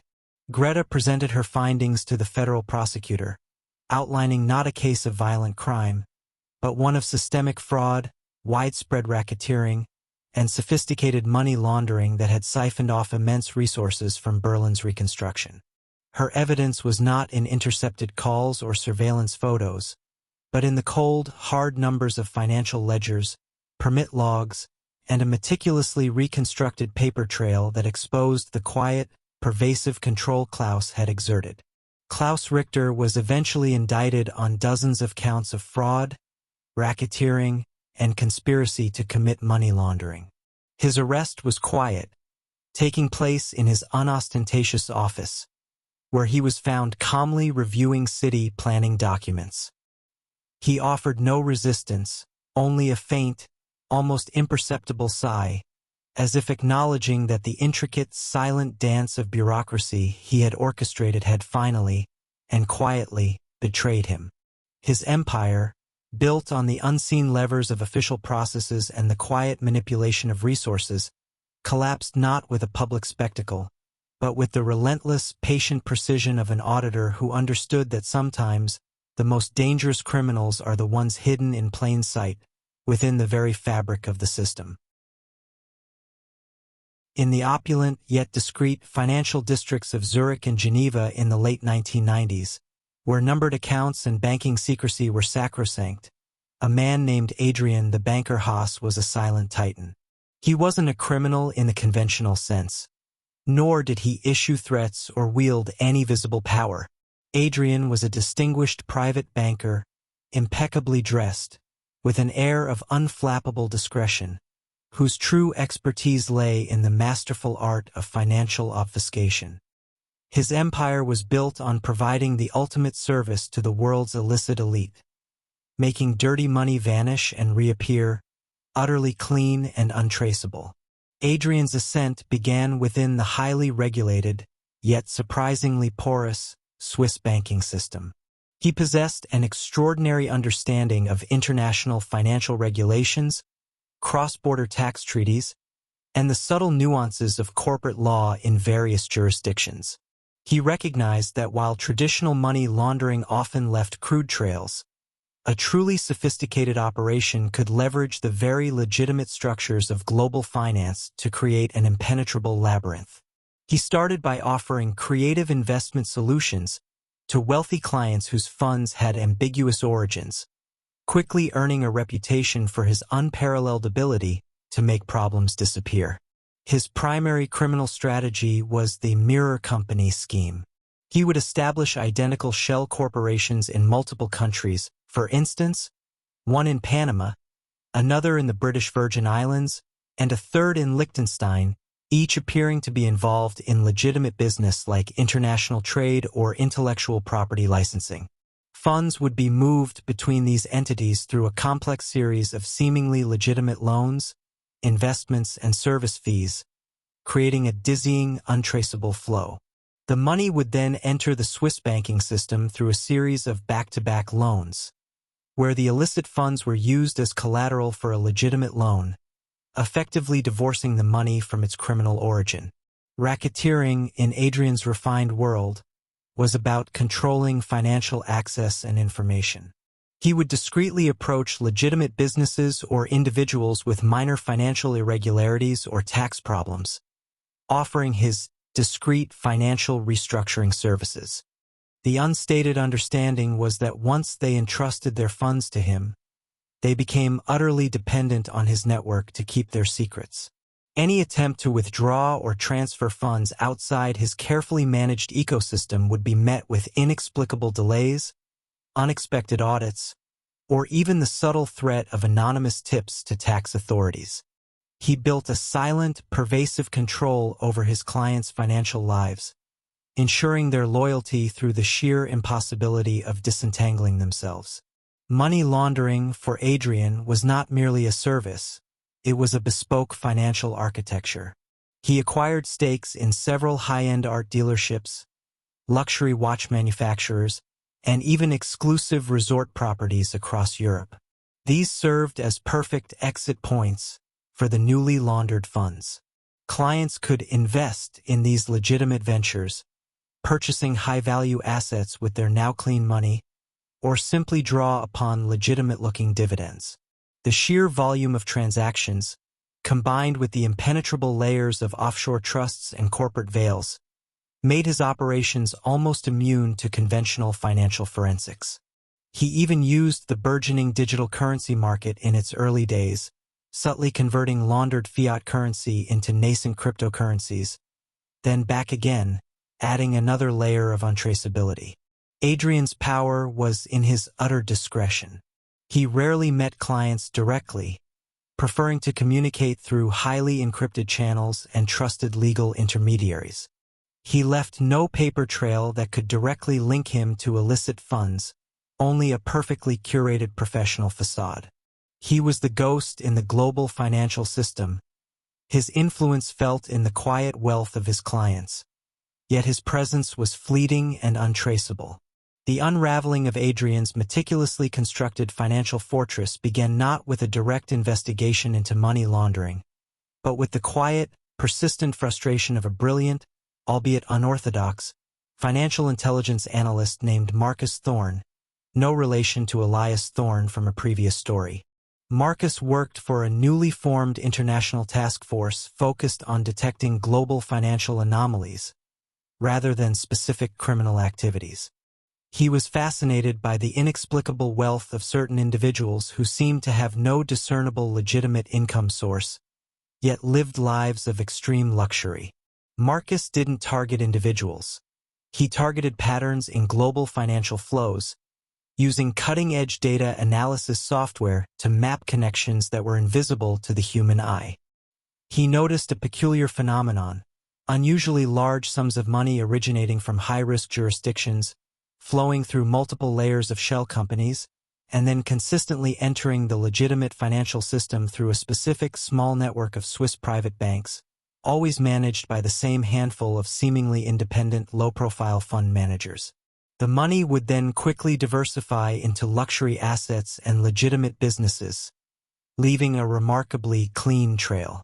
The true moment of unraveling arrived when Marcus, after months of algorithmic pattern recognition and painstaking manual verification, identified a recurring, almost mathematical signature in the financial movements. A precise timing and sequencing of transactions that was too perfect, too efficient to be truly organic. This pattern, once isolated, consistently led back to accounts managed by Adrian Haas's private banking division. More critically, Marcus found that a specific, rarely used clause in a bilateral tax treaty was being systematically exploited, allowing certain types of funds to be transferred with minimal scrutiny, a loophole only a select few were aware of. He also uncovered a network of encrypted digital ledgers, secretly maintained by Adrian's inner circle, that meticulously tracked the true, illicit origins of the funds, meant as a fail-safe for Adrian but ultimately his undoing. Adrian Haas was eventually indicted on dozens of counts of money laundering, wire fraud, and conspiracy to commit financial crimes across multiple jurisdictions. His arrest was as discreet as his operations. He was apprehended in his elegant Zurich office, calmly reviewing financial statements, a faint, almost imperceptible nod of resignation on his face. His empire, built on the quiet mastery of financial secrecy and the subtle manipulation of global regulations, collapsed not with a bang, but with the relentless, patient precision of an analyst who understood that sometimes the most profound irregularities are hidden not in chaos, but in patterns that are simply too clean. In the hushed, velvet-lined auction houses and exclusive private galleries of late 1980s London, where fortunes were exchanged with a quiet nod, a man known only as the artisan, Julian Thorne, operated with surgical precision. Julian was not a common thief nor a blunt instrument of crime. He was a master forger, a quiet savant of art history and materials science, who built his clandestine empire on the subtle art of deception, creating flawless replicas of rare historical documents, antique maps, and forgotten master drawings. His power emanated not from threats, but from the unshakable belief of collectors and experts in the authenticity of his creations. Julian's rise began in the quiet solitude of his studio, a nondescript flat in a cobbled mews. He had an unparalleled eye for detail and an obsessive dedication to historical accuracy. He understood that true forgery wasn't about copying an image, but about replicating the very essence of time, the aged patina of paper, the subtle crackle of old ink, the specific pigments used centuries ago. He started by perfecting small, obscure pieces, slowly building a reputation among a select, discreet clientele who sought items that were either too rare or too difficult to obtain through legitimate channels. He filled gaps in private collections, satisfied academic curiosities, and, most profitably, created newly discovered pieces to inject into the market. His primary criminal strategy was one of exquisite substitution. He rarely stole originals. Instead, he would create a perfect replica, then, through a network of unscrupulous dealers and overly eager collectors, subtly introduce it into circulation as the genuine article. The original, if obtainable, would then be quietly sold off through completely separate channels or simply vanish. The market, desperate for rare finds, often overlooked minor inconsistencies, especially when presented with a compelling narrative of discovery. His genius lay in understanding the psychological biases of experts, their desire to believe in a new discovery, their tendency to focus on broad strokes rather than microscopic details. Racketeering, in Julian's refined world, was about control over provenance and information. He would discreetly approach dealers or collectors who harbored doubts about a piece, or who possessed an authentic item that might expose one of his forgeries. He wouldn't threaten violence. Instead, his intermediaries would subtly hint at damaging rumors regarding the authenticity of their entire collection, or suggest that their legitimate items might face unforeseen legal challenges regarding their origin. Conversely, those who quietly acquired his forgeries found their path smooth, their collections expanding with rare finds, and their reputations enhanced by their astute acquisitions.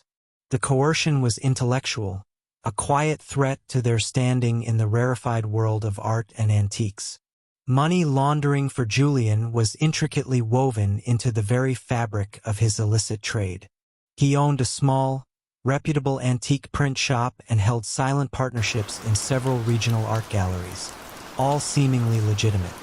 The proceeds from his forgeries, often tens of thousands, sometimes hundreds of thousands, for a single newly discovered piece were funneled through inflated sales of legitimate, lower-value items in his shop, or through commission fees paid to shell corporations in the Channel Islands for non-existent consultancy work. He also discreetly invested in rare book collections and historical manuscripts, acquiring them with laundered funds, then periodically selling them through legitimate channels, creating a clean paper trail for his wealth.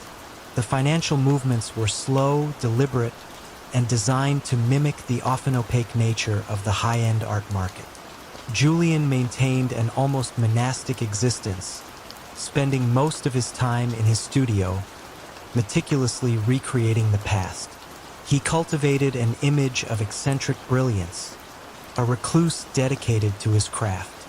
This reclusiveness served as a perfect shield, keeping him far from the scrutiny of law enforcement, who were largely unequipped to deal with crimes of such subtle intellectual complexity.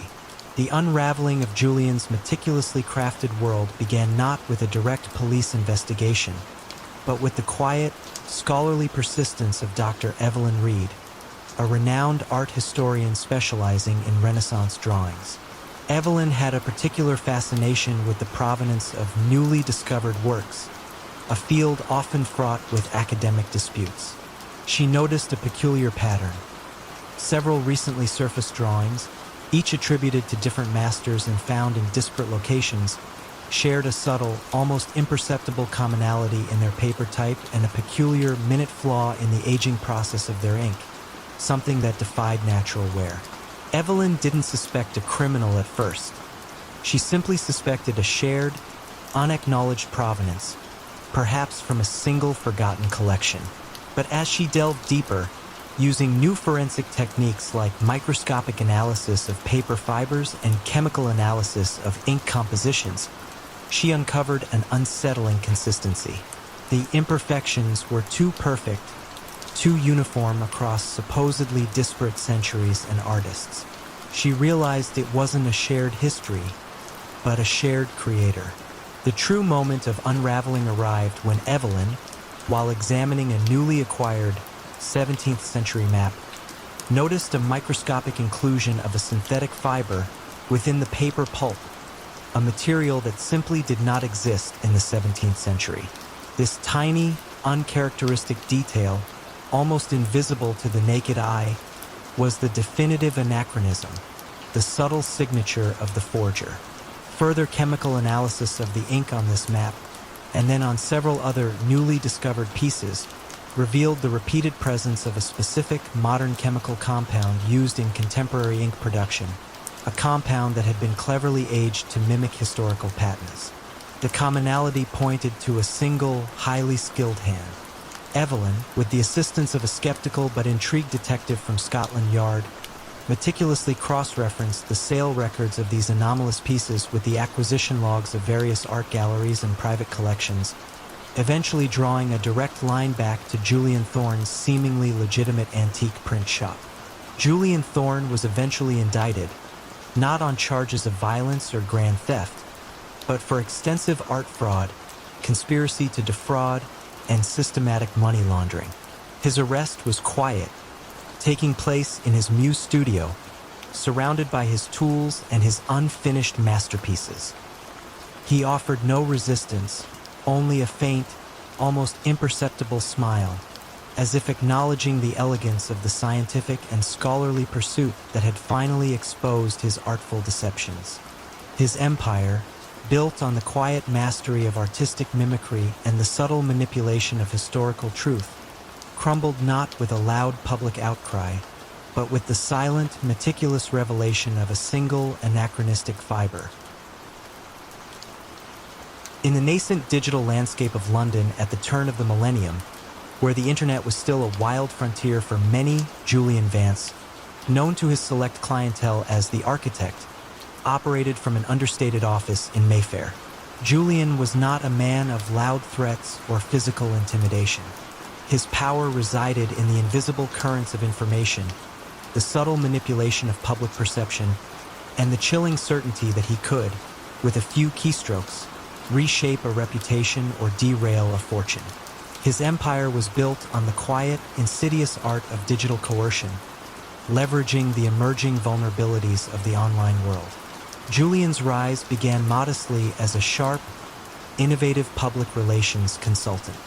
He understood the profound shift the internet represented long before many.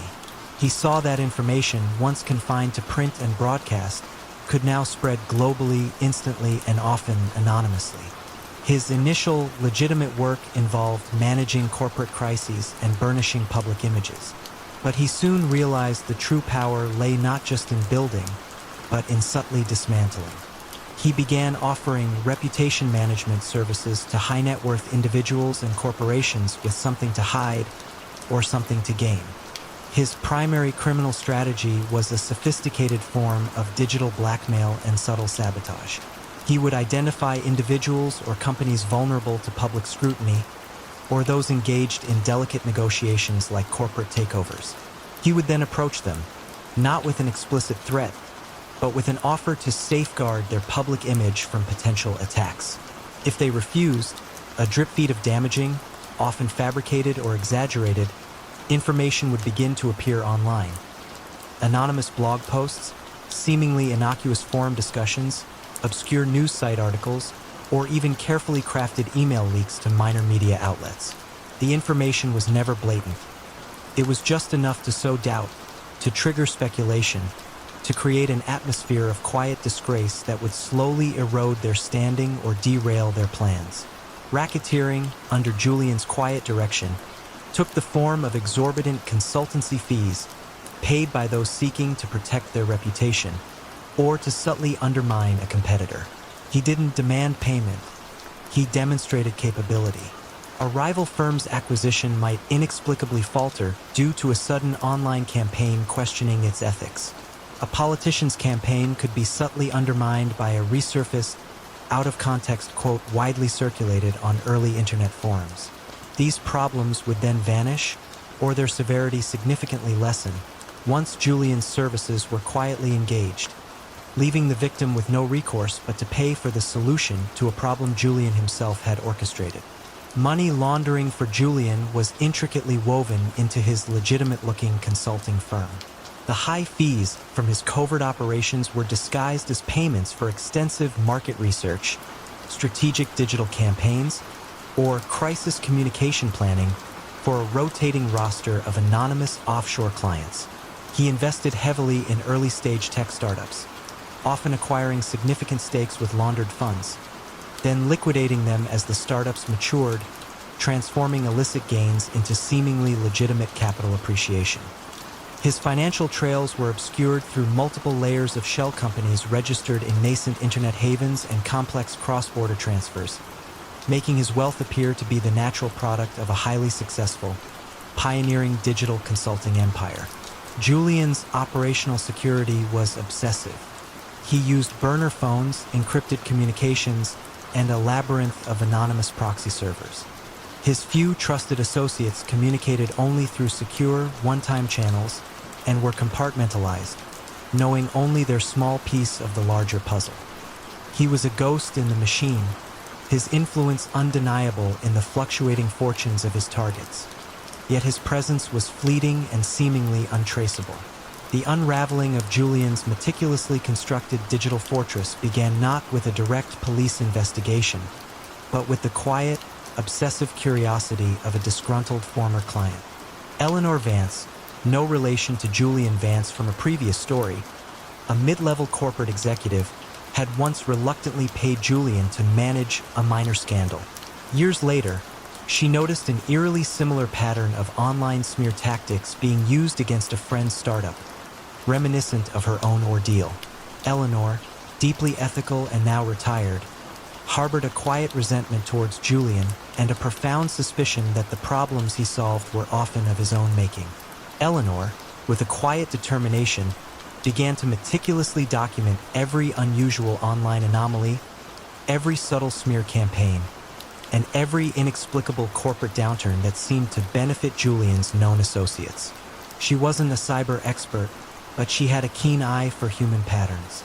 She noticed that certain anonymous online accounts, while seemingly disconnected, would consistently initiate the subtle attacks, and that these accounts, despite their varied personas, sometimes used eerily similar phrasing or referenced obscure facts that only Julian could have known. The true moment of unraveling arrived when Eleanor, after months of painstaking digital sleuthing, uncovered a subtle, recurring flaw in the very digital fabric of Julian's operations. A unique, almost imperceptible coding signature embedded in the metadata of the anonymous websites he frequently used for his subtle smear campaigns. It was a tiny, custom error in a specific piece of open-source web design code he had adapted for his anonymous sites, a digital fingerprint he believed was invisible. She also discovered a hidden, encrypted server, accidentally left with a subtle, non-standard port open, which, once accessed, contained a meticulously organized ledger of his clients, operations, and the exact fees paid for his services. Eleanor, armed with this overwhelming digital evidence, presented her findings to a reluctant but ultimately convinced team of Scotland Yard's cybercrime unit. She outlined not a case of violent crime, but a sophisticated, unprecedented scheme of digital blackmail, corporate sabotage, and systematic money laundering that had silently reshaped fortunes and ruined reputations. Her evidence was not in confessions or informants, but in the cold, hard bites of data and the undeniable patterns of digital manipulation. Julian Vance was eventually indicted on dozens of counts of extortion, fraud, and conspiracy to commit money laundering. His arrest was quiet, taking place in his high-tech, minimalist office, where he was found calmly monitoring a financial news feed. He offered no resistance, only a faint, almost imperceptible nod of resignation, as if acknowledging that the intricate, silent dance of digital shadows he had orchestrated had finally, and quietly, been illuminated. His empire, built on the unseen flows of information and the subtle manipulation of public perception, collapsed not with a bang, but with the relentless, patient precision of a former victim who understood that even in the digital realm, nothing is truly invisible forever. Arthur Finch was not the kind of man one imagined at the helm of a vast criminal enterprise. He wore bespoke suits, spoke in measured tones, and carried himself with the quiet dignity of a well-respected professional. Unlike the blustering brutes who relied on muscle and fear, Artie, as he was known in certain circles, built his empire with ledgers, shell corporations, and a mind sharper than any blade. His domain was not the smoky backroom, but the meticulously clean offices of the financial world, where he orchestrated illicit gains with the precision of a master conductor. In the bustling post-war landscape of the late 1950s, Artie recognized an untapped frontier: the sheer volume of cash generated by illegal gambling, liquor, and loan sharking operations. Traditional methods of stashing this wealth were crude and risky. Artie offered a solution: laundering. He began small, advising local bookies on how to filter their daily take through legitimate cash businesses. Soon, his reputation grew, not for violence, but for his uncanny ability to make dirty money appear pristine. He acquired a chain of laundromats, then diners, then a portfolio of seemingly modest real estate holdings across several states. Each venture served as a conduit, a discreet funnel for the rivers of illicit cash flowing into his legitimate front companies. The hum of washing machines and the clatter of cutlery became the soundtrack to his burgeoning empire. His method of control was equally subtle. Artie rarely threatened directly. Instead, he preferred a gentle squeeze, a quiet conversation that highlighted vulnerabilities. A struggling business owner might find an unexpected, generous loan from one of Artie's shell corporations, only to discover later that the terms allowed for an escalating series of consulting fees or security services that slowly siphoned off their profits. Defiance was met not with broken bones, but with an unexpected audit, a sudden rise in insurance premiums, or the mysterious withdrawal of credit lines. Artie didn't need to brandish a weapon. He simply pulled the financial rug out from under those who dared to cross him, leaving them to fall quietly into ruin. Beneath the calm surface of Artie's operations, a quiet tension began to brew. Leo Martino, one of Artie's ambitious lieutenants, had grown restless. Leo handled the day-to-day logistics of collection and disbursement, a role that brought him into direct contact with the immense cash flows. He started skimming tiny amounts at first, then growing bolder. Artie, with his finger on the pulse of every financial transaction, detected the discrepancies almost immediately. There was no confrontation, no dramatic outburst. Instead, Artie began to subtly reroute funds, assigning Leo to increasingly peripheral tasks, slowly drying up his access to the main conduits of money. Leo found himself isolated, his once considerable influence eroding with each passing week. The subtle starvation was far more unnerving than any open threat, a quiet, chilling demonstration of Artie's power. Feeling cornered and increasingly irrelevant, Leo sought a quiet form of retribution. He knew Artie was untouchable through conventional means, but he also knew enough about the vast, intricate network of legitimate businesses. Leo anonymously tipped off a mid-level investigator at the Internal Revenue Service about what he described as unusual cash flow in a small chain of diners ostensibly owned by a holding company with a very common name. He provided just enough detail to pique curiosity, not realizing the full implications of his actions. He simply wanted to cause a nuisance, a minor inconvenience for the man who had so quietly dismantled his ambition. The investigator, a meticulous and unflashy individual named Agent Davies, specialized in uncovering tax evasion, not organized crime. Davies saw the tip as a puzzle, a series of numbers that didn't quite add up. He began a slow, methodical audit, tracing deposits, cross-referencing ledger entries, and observing patterns that, in isolation, seemed innocent enough. One small, seemingly insignificant discrepancy in the cash receipts of a diner in Ohio led him to a holding company in Delaware, which in turn led him to a series of other seemingly unrelated businesses, each exhibiting similar, subtle financial anomalies. He wasn't looking for gangsters. He was looking for bad accounting. The sheer volume and quiet consistency of the irregularities were what finally caught his attention. He discovered a meticulously constructed labyrinth, not a single illicit act. The unraveling of Artie Finch's empire was not heralded by sirens or crashing doors. It came through certified letters, a series of subpoenas, and the quiet, polite arrival of federal agents at his immaculately kept office. They carried no weapons, only folders overflowing with spreadsheets and forensic reports. The evidence was not eyewitness testimony or recordings of violent threats, but the undeniable, cold, hard data extracted from his own intricate financial web. Artie sat in his expensive leather chair, watching them work, realizing that the very complexity he had prided himself on had become his undoing. A single, almost imperceptible thread, tugged by a resentful former associate and unraveled by a persistent, unassuming investigator, had brought his quiet dominion crashing down. The fall was as understated and methodical as his rise, a testament to the fact that even the most carefully constructed shadows can be illuminated by the relentless pursuit of truth. Isabella Rossi inherited more than just her father's grand villa overlooking the Bay of Naples. She inherited his empire.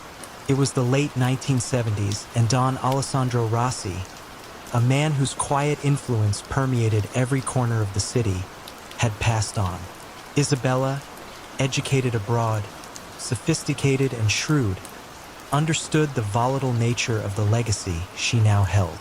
Her father's business was a complex tapestry of legitimate enterprises, import-export, hospitality, construction, interwoven with less savory strands, protection rackets, discreet information brokering, and the silent manipulation of local politics. Isabella knew that if the Rossi family were to survive, it had to shed its shadows and embrace the light of genuine legitimacy. Her first acts as the new head were decisive, if quietly executed. She systematically began to divest from the most overt illicit activities. The protection rackets, once a steady source of income, were slowly dismantled, replaced with legitimate security consultancy firms. The clandestine smuggling routes her father had so carefully cultivated were either abandoned or repurposed for legitimate cargo. Isabella poured capital into legitimate real estate ventures, acquiring prime properties and investing in new developments. Her vision was clear: transform the Rossi name from one whispered with fear into one spoken with respect in the boardrooms of Europe.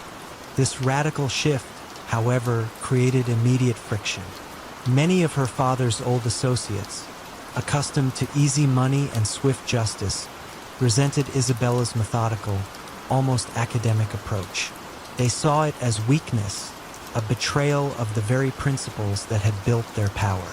Among the most resistant was Marco Vitrano, a man who had served as Don Alessandro's trusted consigliere for decades. Marco, with his weathered face and eyes that had seen too much, believed Isabella was naive. While outwardly compliant, he quietly maintained some of the old operations, siphoning off funds for his own pocket and subtly undermining Isabella's efforts. He held onto a hidden trove of blackmail materials, compromising photographs, recorded conversations, and incriminating documents that her father had meticulously collected over the years. Marco used these to maintain a quiet, unseen leverage over influential figures, ensuring their cooperation not through Isabella's reasoned appeals, but through the lingering fear of exposure. He felt he was preserving the family's true power, even as Isabella worked tirelessly to dismantle it. As Isabella pushed harder for legitimate partnerships, the specter of the past began to manifest. A major German investment firm, poised to back one of her largest construction projects, mysteriously pulled out at the last moment, citing unforeseen complications. A tenacious investigative journalist, digging into municipal land deals, started asking uncomfortable questions about a valuable waterfront property the Rossi family had acquired decades ago under questionable circumstances. Isabella suspected Marco's subtle sabotage, but she had no concrete proof. His actions were always deniable, his loyalty outwardly impeccable. The pressure on Isabella mounted. She was caught between the suffocating grip of her inheritance and the slow, quiet resistance of those who clung to the old ways. Marco, sensing Isabella's growing suspicion and fearing his own diminishing influence, made a desperate, calculated move. He recognized that Isabella was too careful, too legitimate, to be caught in any current illicit activity. So he turned to the past. He anonymously forwarded a single, cryptic document to an obscure, tenacious detective named Inspector Moretti, who had spent years fruitlessly attempting to build a case against Don Alessandro Rossi. The document was a copy of a barely legible, handwritten note from a long-dead mayor, detailing a private, unrecorded land transaction that had benefited the Rossi family decades earlier. It seemed insignificant, a mere historical footnote. What Marco didn't know was that Inspector Moretti had painstakingly collected every scrap of information related to the Rossi family for years, creating a vast, cross-referenced archive. This new, seemingly trivial document was the missing piece of a much larger, almost forgotten puzzle. It linked the waterfront property acquisition not just to a mayor's corruption, but to a hidden network of offshore accounts and shell companies that Don Alessandro had used to funnel illicit gains. Accounts Isabella herself was entirely unaware of. Moretti, with the quiet persistence of a bloodhound, followed this new thread. He wasn't looking for current crimes, but the indelible ink of past financial misdeeds, meticulously documented in her father's own secret ledgers, which Marco subtly guided the authorities towards through additional anonymous tips. The end for Isabella Rossi's empire came not with a bang, but with a quiet, devastating whimper. Federal agents, armed with a mountain of financial data unearthed from archives Isabella never knew existed, descended not on her current, legitimate businesses, but on the very foundations of her family's accumulated wealth. Asset freezes, forensic audits, and a cascade of legal actions targeted the properties and funds acquired through her father's long-forgotten schemes. Isabella, caught in the intricate historical web spun by her predecessor and unraveled by a quiet act of treachery, watched as the legitimate empire she had painstakingly built crumbled under the weight of its own shadowed past. The quiet pursuit of old sins, meticulously preserved and then weaponized, proved to be the undoing of a legacy she had tried so desperately to cleanse. Elias Thorne was a man of algorithms, not brute force. In the burgeoning digital underworld of the early 2000s, while others focused on drug shipments or street corners, Elias saw the untapped potential of data. His ambition was to build a criminal enterprise entirely devoid of physical presence, a ghost in the machine that siphoned wealth through invisible channels.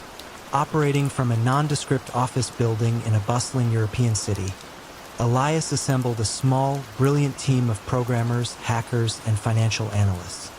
He wasn't interested in violence. His preferred weapon was a well-crafted phishing email, a cleverly designed Trojan, or a sophisticated money mule network.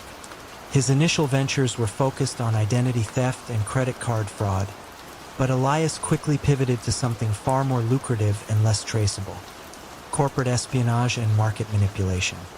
He developed bespoke software that could infiltrate the networks of multinational corporations, not to steal their secrets outright, but to subtly alter financial records, inflate stock prices of companies he secretly held shares in, or create phantom invoices that diverted funds into his untraceable offshore accounts. He was a master of the quiet siphon, draining resources drip by drip, ensuring that no single transaction was large enough to trigger immediate alarms. The beauty of his system was its distributed nature. The money moved through dozens of accounts in various jurisdictions, dissolving into the global financial ether before it reappeared as legitimate income in his shell companies. Elias exerted control through an almost clinical detachment. His team members rarely met in person. Communication was encrypted, and tasks were assigned with precise, emotionless instructions. Loyalty was bought not with threats, but with exorbitant salaries, luxurious perks, and the implicit understanding that their unique skills were best utilized within his framework. Disloyalty was not met with violence, but with a quiet digital erasure. Access codes vanished, encrypted hard drives became unreadable, and digital footprints were meticulously scrubbed, leaving the offender isolated and professionally crippled, unable to ever work in the shadows again. Elias believed that fear of digital annihilation was far more effective than physical intimidation. Within this meticulously crafted digital fortress, a silent discontent began to fester in the mind of Lena Volkov, Elias's lead cryptographer. Lena was brilliant, almost as brilliant as Elias himself, and increasingly resentful of his absolute control and the chilling anonymity of their operations. She longed for recognition, for a greater share of the decision-making, but Elias was an autocrat. Lena, in her quiet defiance, began to implant small, almost undetectable backdoors into the complex encryption protocols she designed for Elias's operations. These were not for sabotage, but for a future contingency, a subtle digital escape route for herself, should the need arise. She imagined using them to leverage a better position, to gain some measure of control.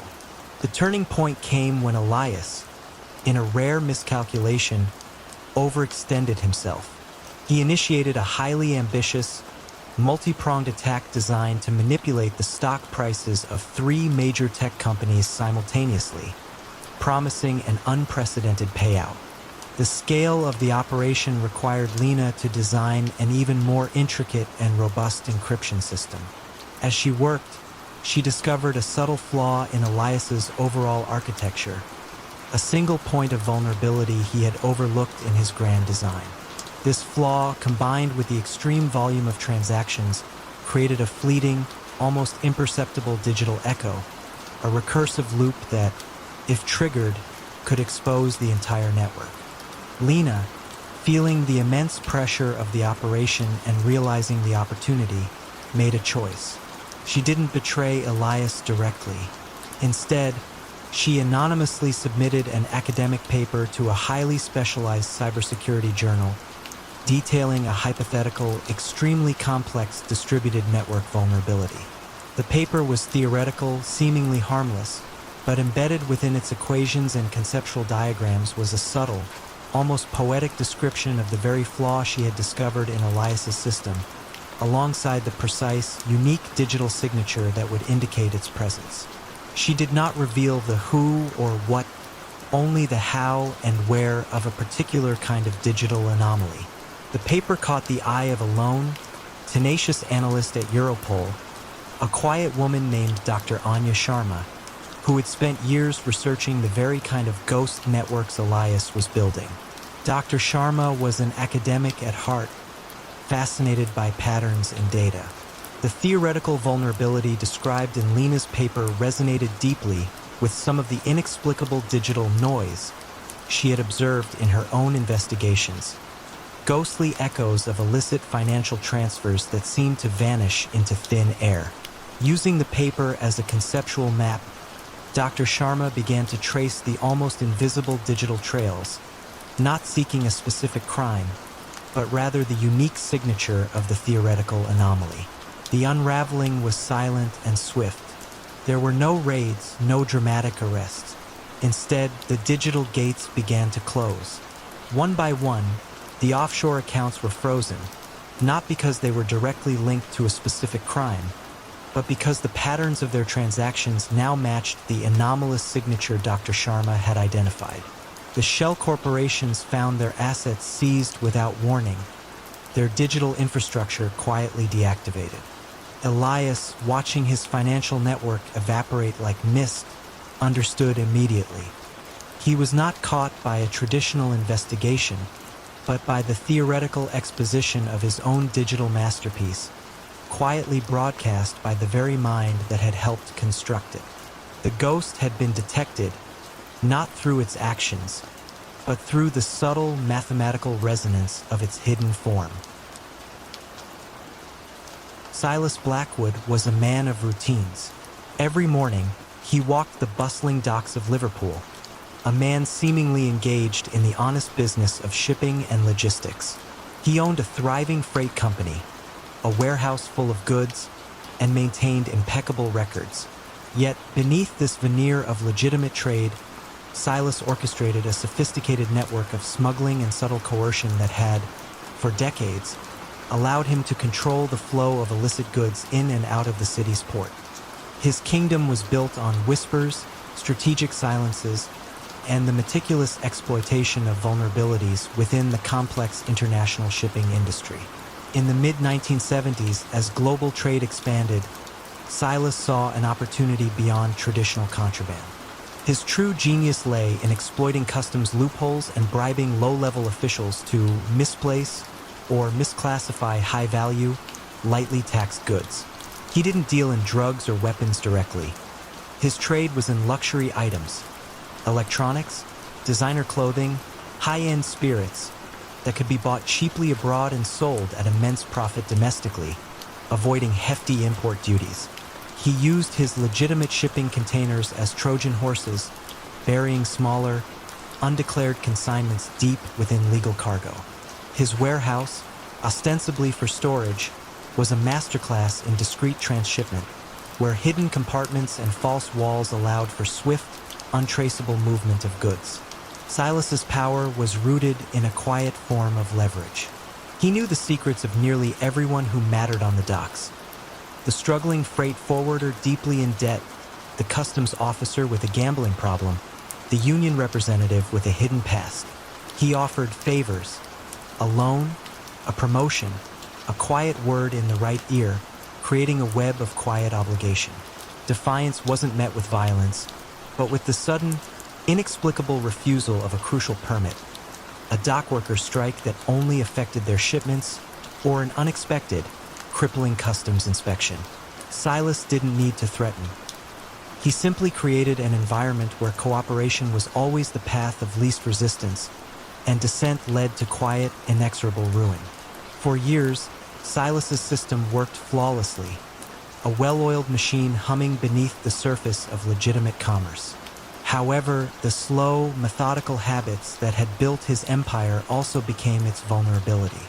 Young Thomas Miller, a junior customs agent fresh out of training, was assigned to the Liverpool docks in the late 1980s.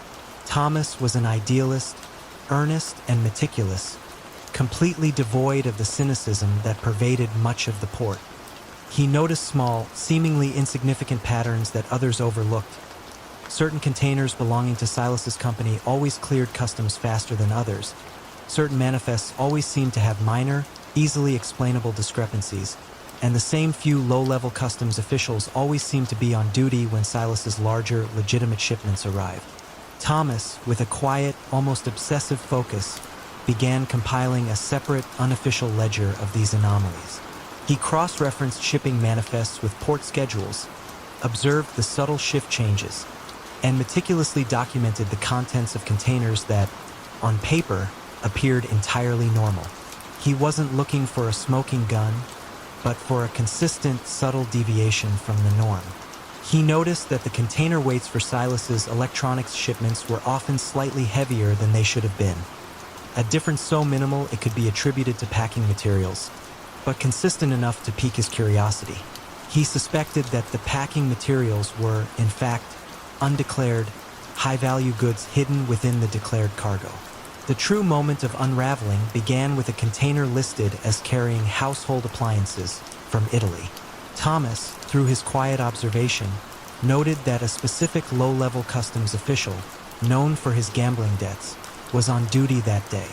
Thomas also observed Silas Blackwood himself making a rare, brief appearance at the dock that morning, a subtle departure from his usual routine. Trusting his gut, and without alerting his superiors who might dismiss his suspicions, Thomas quietly arranged for an unscheduled spot check on that particular container. He cited a new, minor regulation about packaging material safety, a detail so obscure it raised no alarm. When the container was opened, it appeared to be filled with ordinary washing machines and refrigerators. However, Thomas had read every customs regulation, no matter how minor. He specifically asked for the packaging integrity check on one of the washing machines. When the machine was carefully disassembled, the back panel revealed a false compartment, expertly designed, filled with hundreds of undeclared luxury watches. This single discovery was not enough to bring down an empire, but it was the crack in the facade. The discovery led not to a dramatic raid, but to a painstaking, years-long investigation led by Thomas Miller.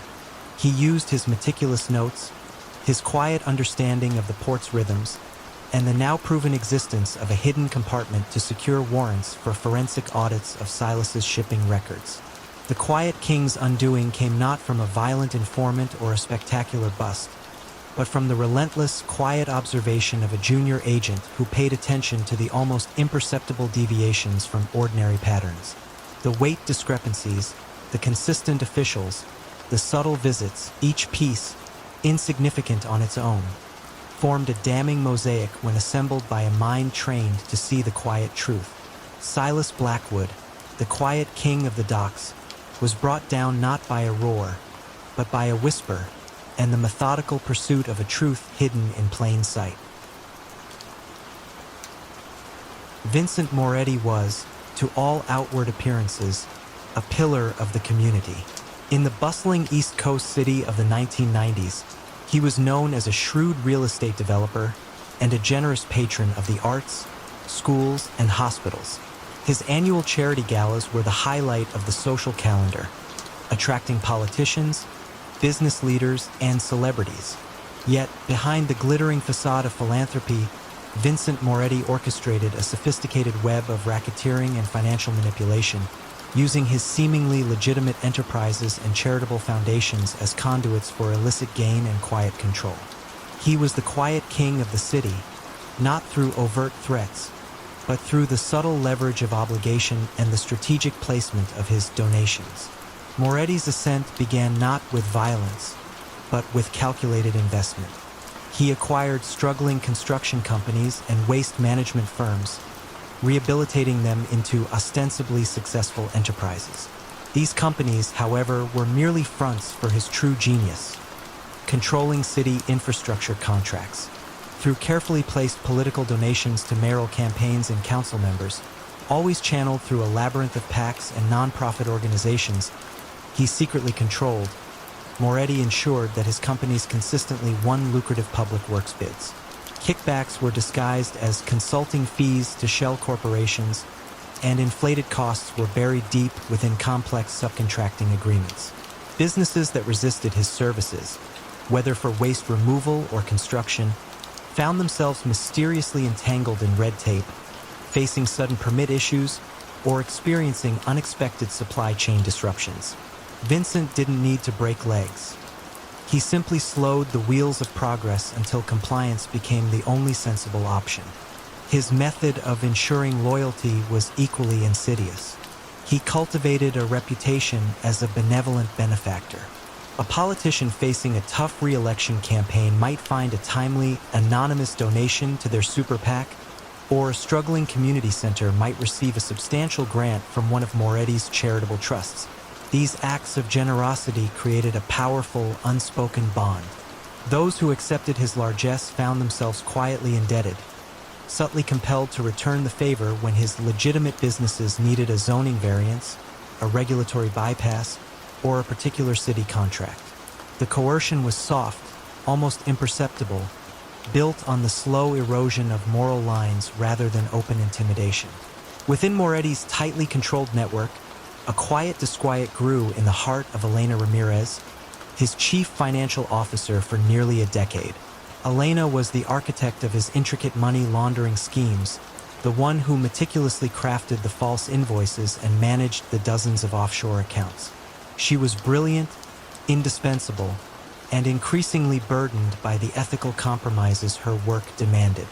Elena had started as a naive, ambitious accountant, drawn by Moretti's charm and the promise of wealth. But over the years, she had witnessed the subtle corruption spread like a silent disease, realizing that every charitable donation and community project was merely a thread in a vast web of control. She began to subtly encrypt certain internal documents beyond Moretti's general access, creating a separate personal archive of the true financial flows, a quiet act of rebellion. The catalyst for the unraveling came not from a dramatic event, but from a change in the political landscape. A new district attorney, Sarah Chun, swept into office on an anti-corruption platform, determined to untangle the city's entrenched political patronage. Unlike her predecessors, Chun was not interested in street-level crime. Her focus was on white-collar malfeasance and the opaque world of campaign finance. She assembled a small team of financial forensic auditors, quiet individuals who specialized in tracing money through complex legal structures. One of these auditors, a young, unassuming woman named Emily Thorne, was tasked with reviewing campaign finance disclosures and tax filings of major local charities and PACs, a seemingly mundane administrative assignment. Emily, with her methodical nature, noticed a recurring pattern that others had overlooked. A disproportionate number of public works contracts were awarded to companies that consistently made large, indirect donations to the same select few political candidates, always channeled through a specific network of ostensibly independent charitable foundations. She wasn't looking for direct bribes, but for the statistical anomaly of financial favor. Emily's breakthrough came when she cross-referenced the financial records of Moretti's largest charitable foundation with the construction bids. She noticed that the foundation, which claimed to focus on underprivileged youth, was receiving unusually large donations from the very same subcontractors that were consistently chosen for Moretti's major city projects, even when their bids weren't the lowest. It wasn't illegal on its face, but the pattern was too consistent to be coincidence. When she started digging into the foundation's expenditures, she found that a significant portion of the money went not to youth programs, but to administrative fees and consulting services for shell companies that trace back to Moretti's inner circle. The unraveling was a slow, deliberate tightening of a financial noose. Emily's findings, quietly presented to DA Chun, led to a grand jury investigation, not into violence or direct racketeering, but into campaign finance violations, tax evasion, and conspiracy to defraud the city. The evidence wasn't a smoking gun, but a mountain of meticulously analyzed financial data. Subpoenas arrived at Moretti's offices, requesting years of accounting records. His legitimate businesses, once impenetrable, were subjected to relentless forensic audits. Elena Ramirez, seeing the walls close in and recognizing that her encrypted archives held the definitive proof, quietly delivered her hidden files to the investigators, sealing Moretti's fate. The philanthropist's hidden hand was finally exposed, not by a dramatic raid, but by the quiet, persistent pursuit of financial truth. Marek Volkov moved through the newly independent landscape of Eastern Europe in the early 1990s like a phantom, leaving no discernible trace. As the old Soviet structures crumbled, a vacuum emerged, ripe for those who understood the true value of information. Marek, an unassuming man with eyes that seemed to absorb every detail, built his empire not on concrete or cargo, but on whispers and hidden truths. His wealth was not measured in gold bullion, but in the meticulously curated dossiers he amassed, detailing the indiscretions, vulnerabilities, and secret desires of the region's burgeoning elite.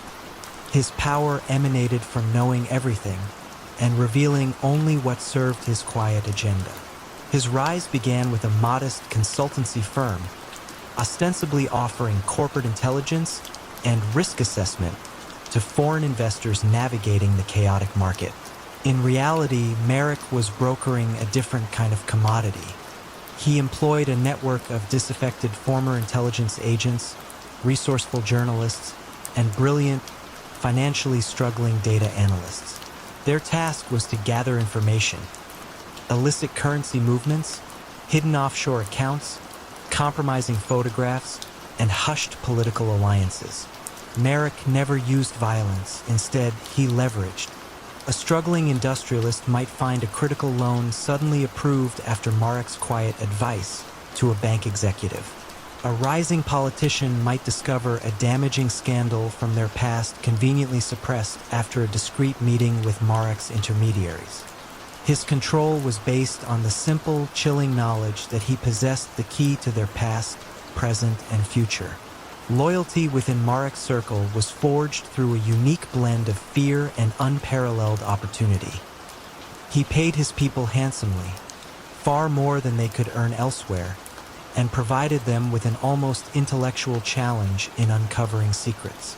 But beneath the surface of professional deference lay the unspoken understanding that Merrick held the deepest secrets of his own employees too. Any whisper of disloyalty, any hint of independent ambition would result in not a physical threat, but a meticulously orchestrated ruin. A strategically leaked piece of information, a quiet word to the tax authorities, or the sudden public exposure of a deeply buried personal flaw. Merrick was the silent puppeteer, and his strings were invisible but unbreakable. Among his most brilliant and ambitious lieutenants was Anya Petrova, a young data forensics expert with an almost preternatural ability to trace digital footprints. Anya had meticulously built the secure databases where Marek's vast trove of information was stored, and she understood the architecture of his empire better than anyone, perhaps even Merrick himself. She admired his genius but resented his stifling control. Anya began, quietly, to duplicate certain key dossiers, creating a shadow archive for herself.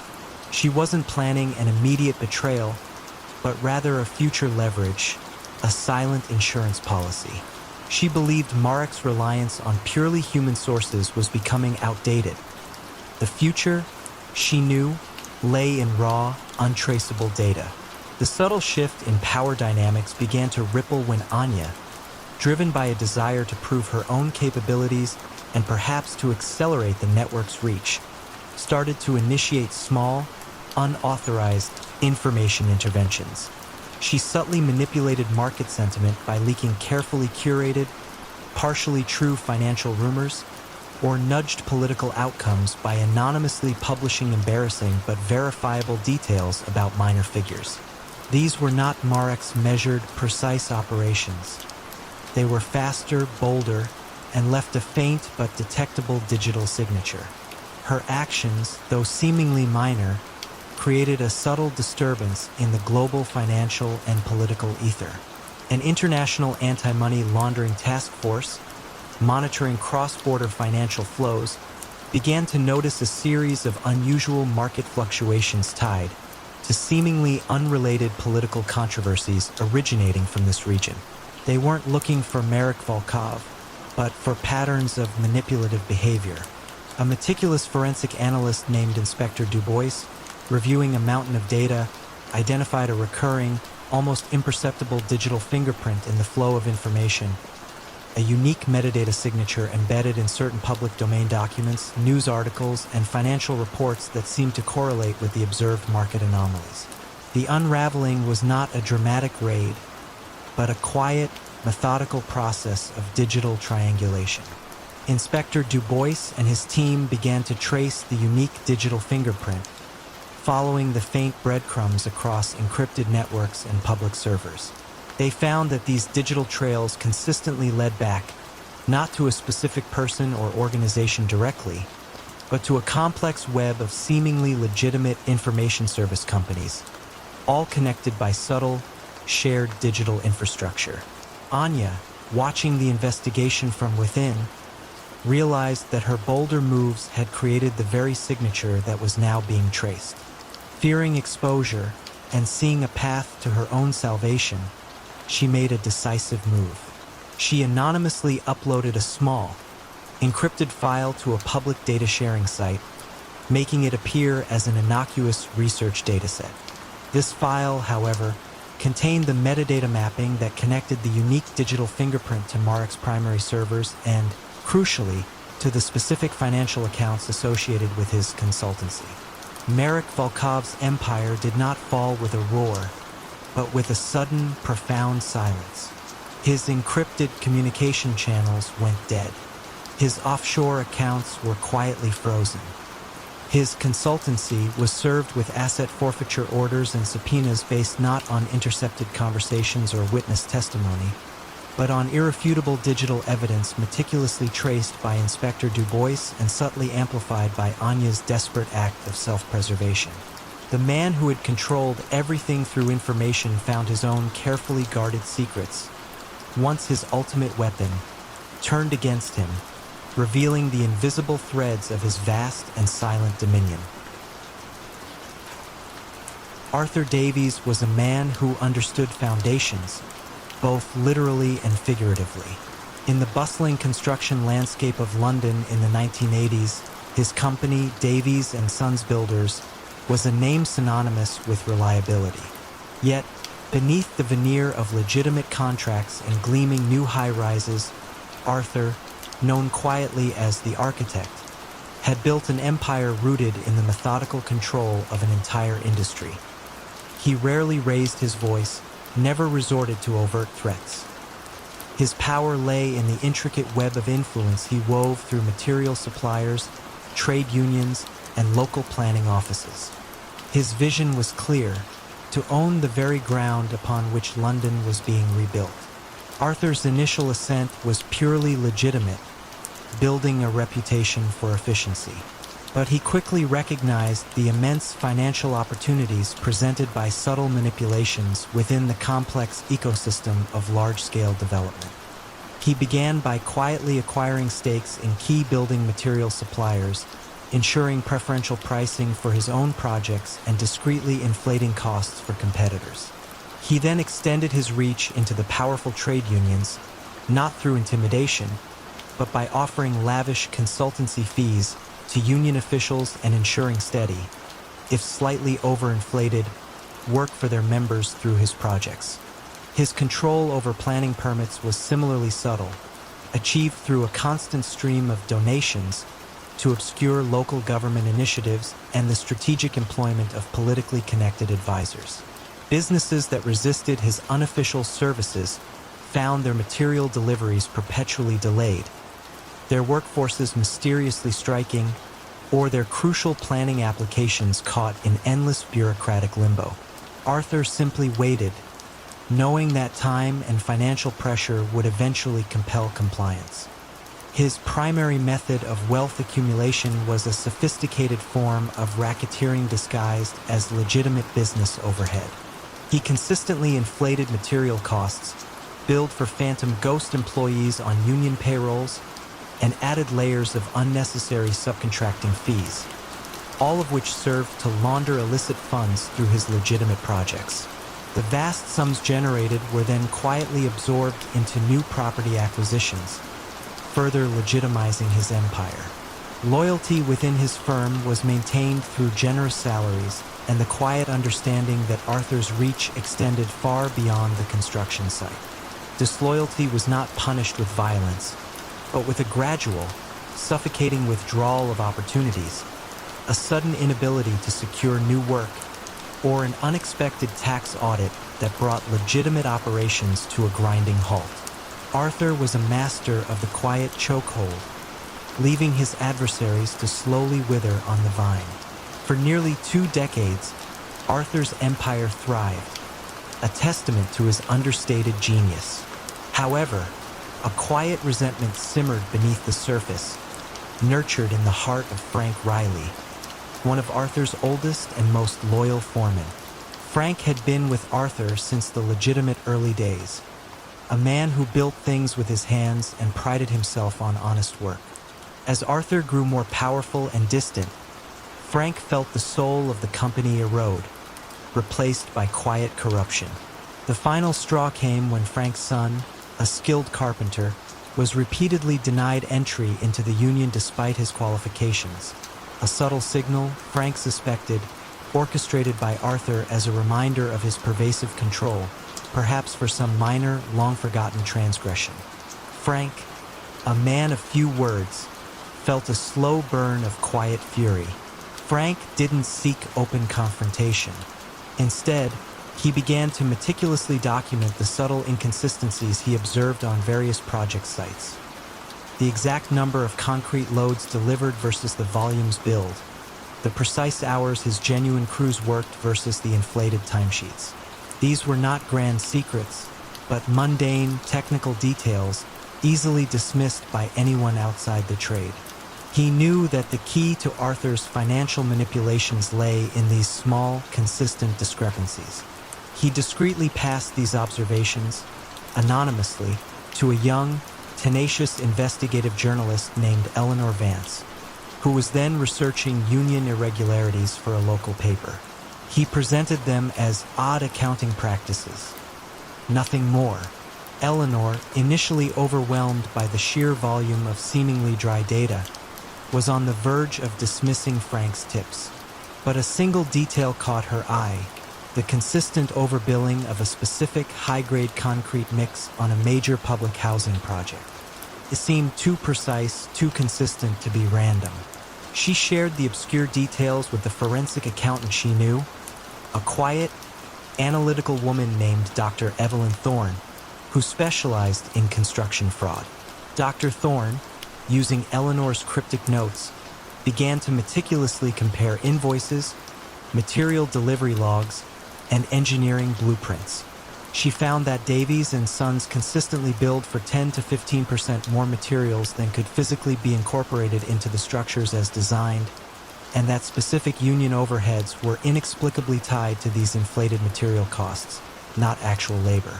The unraveling was a slow, deliberate tightening of a financial noose. Dr. Thorne's detailed report, supported by Eleanor's quiet investigative journalism, led to a civil investigation, not a criminal one at first, focusing on construction fraud and overbilling. Auditors arrived at Davies and Sons, not with sirens, but with calculators and subpoenas. They meticulously compared the physical structures to the financial ledgers, uncovering the vast discrepancy between what was built and what was billed. Arthur Davies, the architect of silence, found his meticulously constructed empire crumbling, not under the weight of a violent confrontation, but under the quiet, relentless scrutiny of numbers, brought to light by the subtle, technical rebellion of a man who just wanted to see his son get a fair chance. Evelyn Vance ran The Last Resort, a seemingly charming, if slightly faded, hotel nestled on a quiet stretch of coastline in southern France. From the outside, it was a picture of serene hospitality in the late 1990s, attracting a steady stream of tourists and business travelers. Yet, beneath its genteel facade, Evelyn, with her sharp mind and even sharper instincts, operated a discreet but highly effective money laundering operation for a clandestine network of international clients. She was not a gangster in the traditional sense, but a meticulous financial architect, using the hotel's myriad transactions to filter vast sums of illicit cash, making it disappear into the global financial system with quiet precision. Evelyn's genius lay in exploiting the nuances of the hospitality industry. Guests paid in cash, ostensibly for rooms, dining, and spa services, but the amounts were often wildly inflated, far exceeding the value of the services rendered. These cash payments were then carefully broken down into smaller, legitimate-seeming transactions and deposited into various bank accounts across Europe, making them difficult to trace. The hotel also served as a discreet meeting point for clients, with conference room rentals and event catering fees providing additional channels for the movement of funds. Evelyn forged an intricate web of relationships with local businesses, laundries, food suppliers, even art dealers, who would generate fake invoices for services never rendered, further legitimizing the illicit cash flow. Her control was based on a network of quiet favors and unspoken understandings. Her method of ensuring compliance was subtle. Evelyn rarely needed to threaten. Instead, she offered her associates a taste of the seemingly legitimate prosperity, providing them with steady, lucrative business through the hotel. Those who crossed her found their accounts mysteriously audited, their credit lines inexplicably frozen, or their businesses suddenly facing a barrage of minor, but crippling, regulatory hurdles. She believed that financial inconvenience was a far more effective deterrent than physical harm, a slow, quiet suffocation that forced compliance. For years, The Last Resort operated like a well-oiled machine, its illicit financial dealings humming quietly beneath the surface of everyday hotel life. However, a silent observation was taking place within its very walls. Camille Dubois, the hotel's meticulous head housekeeper, had an uncanny eye for detail. Camille was an older woman, overlooked and underestimated, who saw everything but said nothing. She noticed the unusual patterns. Guests who never seemed to truly stay in their rooms, the sudden influx of cash that never quite matched the occupancy rates, the strange, almost ritualistic way certain transactions were recorded. She didn't understand the full scope of what she was seeing, but she knew something was deeply amiss. She started, almost instinctively, to keep her own quiet, handwritten notes in a small, hidden journal documenting dates, room numbers, and the subtle, recurring oddities. The turning point came not from an external investigation, but from an internal shift in Evelyn's operations. Driven by an increasingly demanding client, Evelyn began to move larger sums of money through the hotel, pushing the limits of her established laundering methods. This required the manipulation of more substantial cash flow figures, including fabricated expenses for fictitious renovations. The new, inflated expenditures created a subtle but noticeable imbalance in the hotel's financial statements, a pattern that Camille, with her simple but sharp eye, began to notice in the discarded office papers she collected for recycling, particularly the discrepancies between the official invoices and the actual visible state of the hotel. Camille, troubled by what she was observing, and having read about a new anonymous tip line for financial crimes in a local newspaper, decided to act. She didn't accuse Evelyn directly.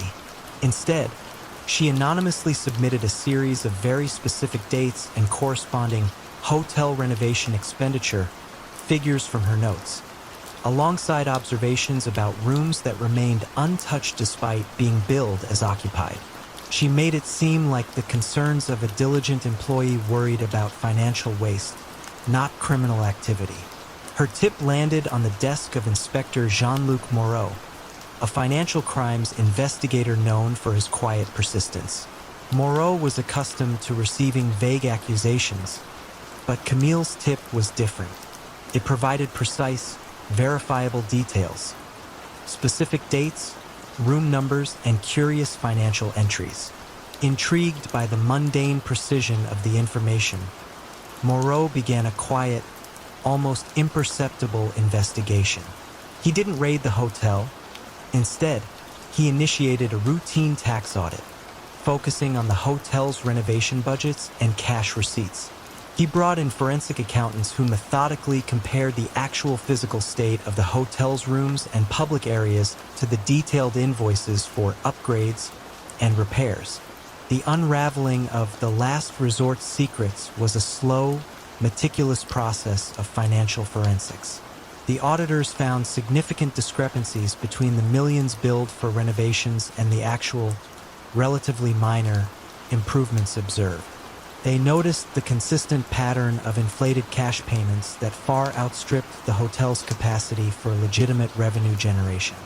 The very normalcy of the hotel and its constant stream of cash had been its greatest strength, but also its fatal flaw when subjected to quiet, methodical scrutiny. Evelyn Vance, the architect of silence, found her discreet empire collapsing, not under a violent assault, but under the weight of meticulously traced financial data, brought to light by the quiet observations of a diligent housekeeper and the persistent investigation of a financial inspector. The calm facade of the last resort had, at last, yielded its deep, unsettling secrets. In the shadowy corridors of American politics during the late 1960s, a man named Marcus the Maestro Thorne orchestrated a different kind of power. He wasn't a kingpin of illicit goods, nor did he command a legion of enforcers. Instead, Marcus dealt in influence in the quiet manipulation of democratic processes. From his opulent yet discreet office in a major northeastern city, Marcus built a formidable syndicate that specialized in vote manipulation, union control, and the silent coercion of public officials. His empire was built on a foundation of meticulously cultivated relationships, strategic financial contributions, and the chilling understanding that every person had a price or a secret. Marcus began his ascent not through threats, but through favors. He provided crucial, often untraceable, funding to aspiring political candidates, ensuring their loyalty once they secured office. He used his deep connections within key labor unions to orchestrate strikes or ensure smooth operations, depending on whose agenda he served. His primary business was not merely swinging elections, but rather ensuring that public contracts, zoning changes, and regulatory decisions consistently favored his clients, who were often legitimate business owners seeking an unfair advantage. He laundered money through a network of shell corporations posing as legitimate lobbying firms and political consulting groups, making his illicit gains appear as standard political expenditures. Marcus never resorted to violence. His weapons were the subtle pressure of public opinion, the quiet whisper of a potential scandal, or the strategic timing of a sudden financial withdrawal that could cripple a campaign or a business. Loyalty within Marcus's network was cultivated through a shared sense of power and immense financial reward. He offered his associates unparalleled access and influence, making them feel indispensable. But beneath this veneer of shared success lay a subtle understanding. Marcus knew everything about them. Any deviation from his directives, any independent ambition, would result in a quiet, calculated downfall. A politician might find a past indiscretion resurface just before an election. A union boss might face an unexpected audit from a previously friendly oversight committee. Marcus ensured that betrayal was simply not worth the quiet, inexorable ruin it would bring. Within this intricately woven web, a quiet dissent began to grow in the mind of Clara Vance, Marcus's chief strategist and closest confidant for over 2 decades. Clara was the architect of his most complex schemes, the one who drafted the subtle amendments to legislation and devised the intricate voter registration drives that swung elections. She was brilliant, utterly indispensable, but also growing weary of the moral compromises and the chilling emptiness of power without purpose. She yearned for a life beyond the shadows. Over time, she began to meticulously cross-reference the legitimate-looking financial records with the actual, sometimes unrecorded outcomes, creating a silent personal inventory of the syndicate's true reach. The turning point came with a mayoral election of unprecedented public interest. Marcus, overconfident, pushed Clara to execute a particularly audacious plan to suppress voter turnout in certain districts and inflate numbers in others through a sophisticated absentee ballot scheme. The scale and audacity of the operation troubled Clara deeply, pushing her beyond her ethical boundaries. She saw the potential for the entire structure to become unstable, to finally show a visible crack. Clara, in a quiet act of rebellion, didn't expose Marcus directly. Instead, she anonymously provided a seemingly innocuous data set to an academic research project at a local university, a study focused on urban voting patterns and demographic shifts. This data set contained subtle anomalies in voter registration dates and absentee ballot requests in specific precincts, discrepancies so minor they would be dismissed as statistical noise by most. She made sure the anomalies were just enough to pique academic curiosity, but not so glaring as to immediately signal criminal activity. The data found its way to Dr. Eris Thorne, a young, tenacious political science professor who specialized in quantitative analysis of election data. Dr. Thorne was not looking for crime, but for academic insights into voter behavior. He noticed that in a handful of precincts, the statistical variance in absentee ballot applications defied all known demographic and historical trends. It was a pattern that simply shouldn't exist in normal circumstances. Intrigued, Dr. Thorne expanded his research, pulling more public data, including property records, campaign finance disclosures, and union membership lists, all linked to the anomalous precincts. He wasn't looking for fraud, but for the underlying socioeconomic factors that might explain such unusual voting behavior. The unraveling was a slow, methodical expose, not a criminal indictment. Dr. Thorne's published research paper, detailing the statistically impossible voting patterns in certain key elections, drew the attention of a national investigative journalism team. They picked up on the academic findings and began to dig deeper, connecting the unusual voting spikes to public works contracts, zoning variances, and inexplicable rises in property values in the very neighborhoods Marcus had quietly manipulated.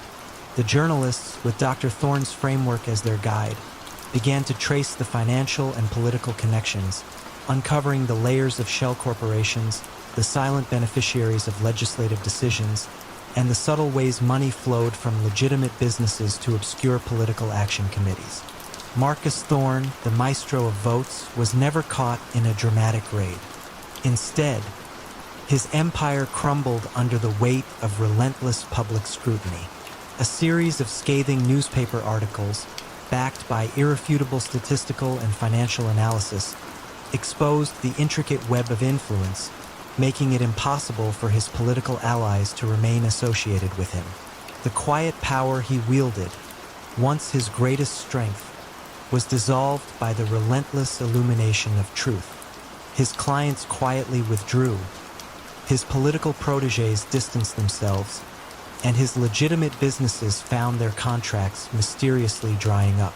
The syndicate of silent votes was undone, not by a single act of violence or betrayal, but by the quiet, methodical analysis of patterns, brought to light by a weary confidant and an academic's pursuit of statistical truth. In the early 2010s, as the digital dark web emerged as a new frontier for illicit trade, Elias the Ledger Vance carved out his niche not in selling contraband, but in making it financially viable.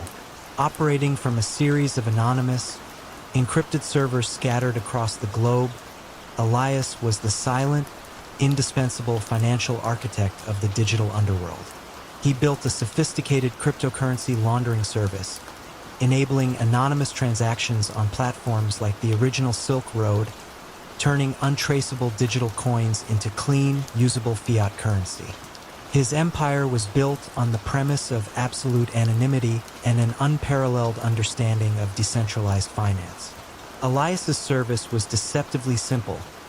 Clients would transfer various cryptocurrencies, Bitcoin, Ethereum, Monero, to his secure digital wallets. He would then meticulously mix these coins with vast reserves of legitimate cryptocurrency through complex tumbling and mixing services, breaking down the connection between the sender and receiver. The cleaned funds would then be sent back to the clients, often in different cryptocurrencies or converted into fiat currency via a network of seemingly legitimate online exchanges and shell companies in obscure jurisdictions. He charged a hefty commission, but the promise of absolute anonymity and untraceability was worth the price for his clientele, which ranged from drug traffickers to arms dealers, fraudsters, and even state-sponsored actors seeking to bypass sanctions. His control was through the absolute reliability of his service and the chilling knowledge that he held the keys to their financial anonymity. Loyalty within his small, highly specialized team of cryptographers and financial engineers was secured through extreme financial incentives and a carefully cultivated sense of shared intellectual superiority. They were the anonymous elite, the architects of a new financial order. However, Elias maintained absolute digital separation, enforcing strict need-to-know protocols, ensuring no single individual had a complete picture of his entire network. Any hint of a breach, any deviation from protocol was met with instant, irreversible digital excommunication, access revoked, data wiped, and their digital presence erased from his network, leaving them financially isolated and professionally crippled in the niche world of crypto finance. Among his most trusted, yet ultimately restless, team members was Lena Sokolov, a brilliant young blockchain analyst. Lena was responsible for constantly identifying and integrating new mixing techniques, ensuring the robustness of Elias's laundering protocols. She understood the intricate dance between transparency and anonymity inherent in blockchain technology better than Elias himself. Driven by a quiet intellectual curiosity and a subtle resentment of Elias's authoritarian control, Lena began to develop her own, even more advanced experimental mixing algorithms, which, unbeknownst to Elias, contained a minute, almost imperceptible signature in their output, a non-random pattern in the seemingly random distribution of mixed coins. This was her personal mark, her silent act of ownership over her intellectual creations. The catalyst for the unraveling came not from an external investigation, but from a growing sophistication within the very systems Elias exploited. Blockchain analytics firms, working with law enforcement agencies, were developing increasingly powerful tools to demix or untumble cryptocurrency transactions, even those processed through services like Elias's. While they couldn't directly identify users, they could identify patterns of unusual activity. Inspector Klaus Schmidt, a tenacious financial cybercrime investigator with Europol, had been tracking the digital flows from various dark web marketplaces for years, trying to identify patterns in the movement of large sums of illicit cryptocurrency. He had noted a consistent, yet unidentifiable, noise or artifact in the blockchain data after certain large transactions passed through mixing services. A faint, almost imperceptible digital echo that defied pure randomness. It was a statistical anomaly that piqued his scientific curiosity. Lena, observing the increasing scrutiny on blockchain anonymity and realizing her own experimental algorithms were generating this unique noise, saw her window. She understood that her signature was now a vulnerability. In a moment of quiet, desperate self-preservation, she anonymously uploaded a highly technical research paper to a niche online forum dedicated to advanced cryptography. The paper detailed a theoretical new class of blockchain artifacts that could be generated by specific types of advanced mixing algorithms, and crucially included a mathematical description of the unique, non-random pattern she had embedded in her own code. She described it as a purely academic discovery, a fascinating side effect of cutting-edge cryptography, not a flaw in a criminal enterprise. Inspector Schmidt, constantly scouring academic papers and forums for new insights, stumbled upon Lena's publication. The mathematical description of the artifact perfectly matched the noise he had been observing. Suddenly, the seemingly random digital echoes formed a coherent pattern. Using Lena's theoretical framework, Schmidt's team was able to reverse engineer the unique signature, allowing them to effectively tag transactions processed through Elias's specific mixing service. They weren't identifying individual users, but they were identifying the service provider with unerring accuracy. The fall of Elias Vance's empire was silent and swift, a purely digital collapse. His digital wallets were blacklisted by major exchanges. His shell companies found their bank accounts frozen. His anonymous clients, realizing their untraceable funds were now being quietly tagged by law enforcement, abandoned his service en masse. Elias watched, helpless, as his seemingly untouchable digital fortress disintegrated, not from a physical raid, but from the quiet mathematical unraveling of his own ingenious code, betrayed by the subtle, almost imperceptible signature left by a restless mind he had sought to control. The Silk Road's shadow banker was exposed, not by a single act of betrayal, but by the relentless pursuit of patterns hidden within the vast, seemingly anonymous expanse of the blockchain. Silas Thorne presided over Thorne and Associates, a seemingly reputable financial services firm in a thriving Midwestern city during the early 1960s. From his polished mahogany desk, framed by certificates of community service and philanthropic awards, Silas cultivated an image of a benevolent local financier, a man who helped struggling small businesses and families stay afloat.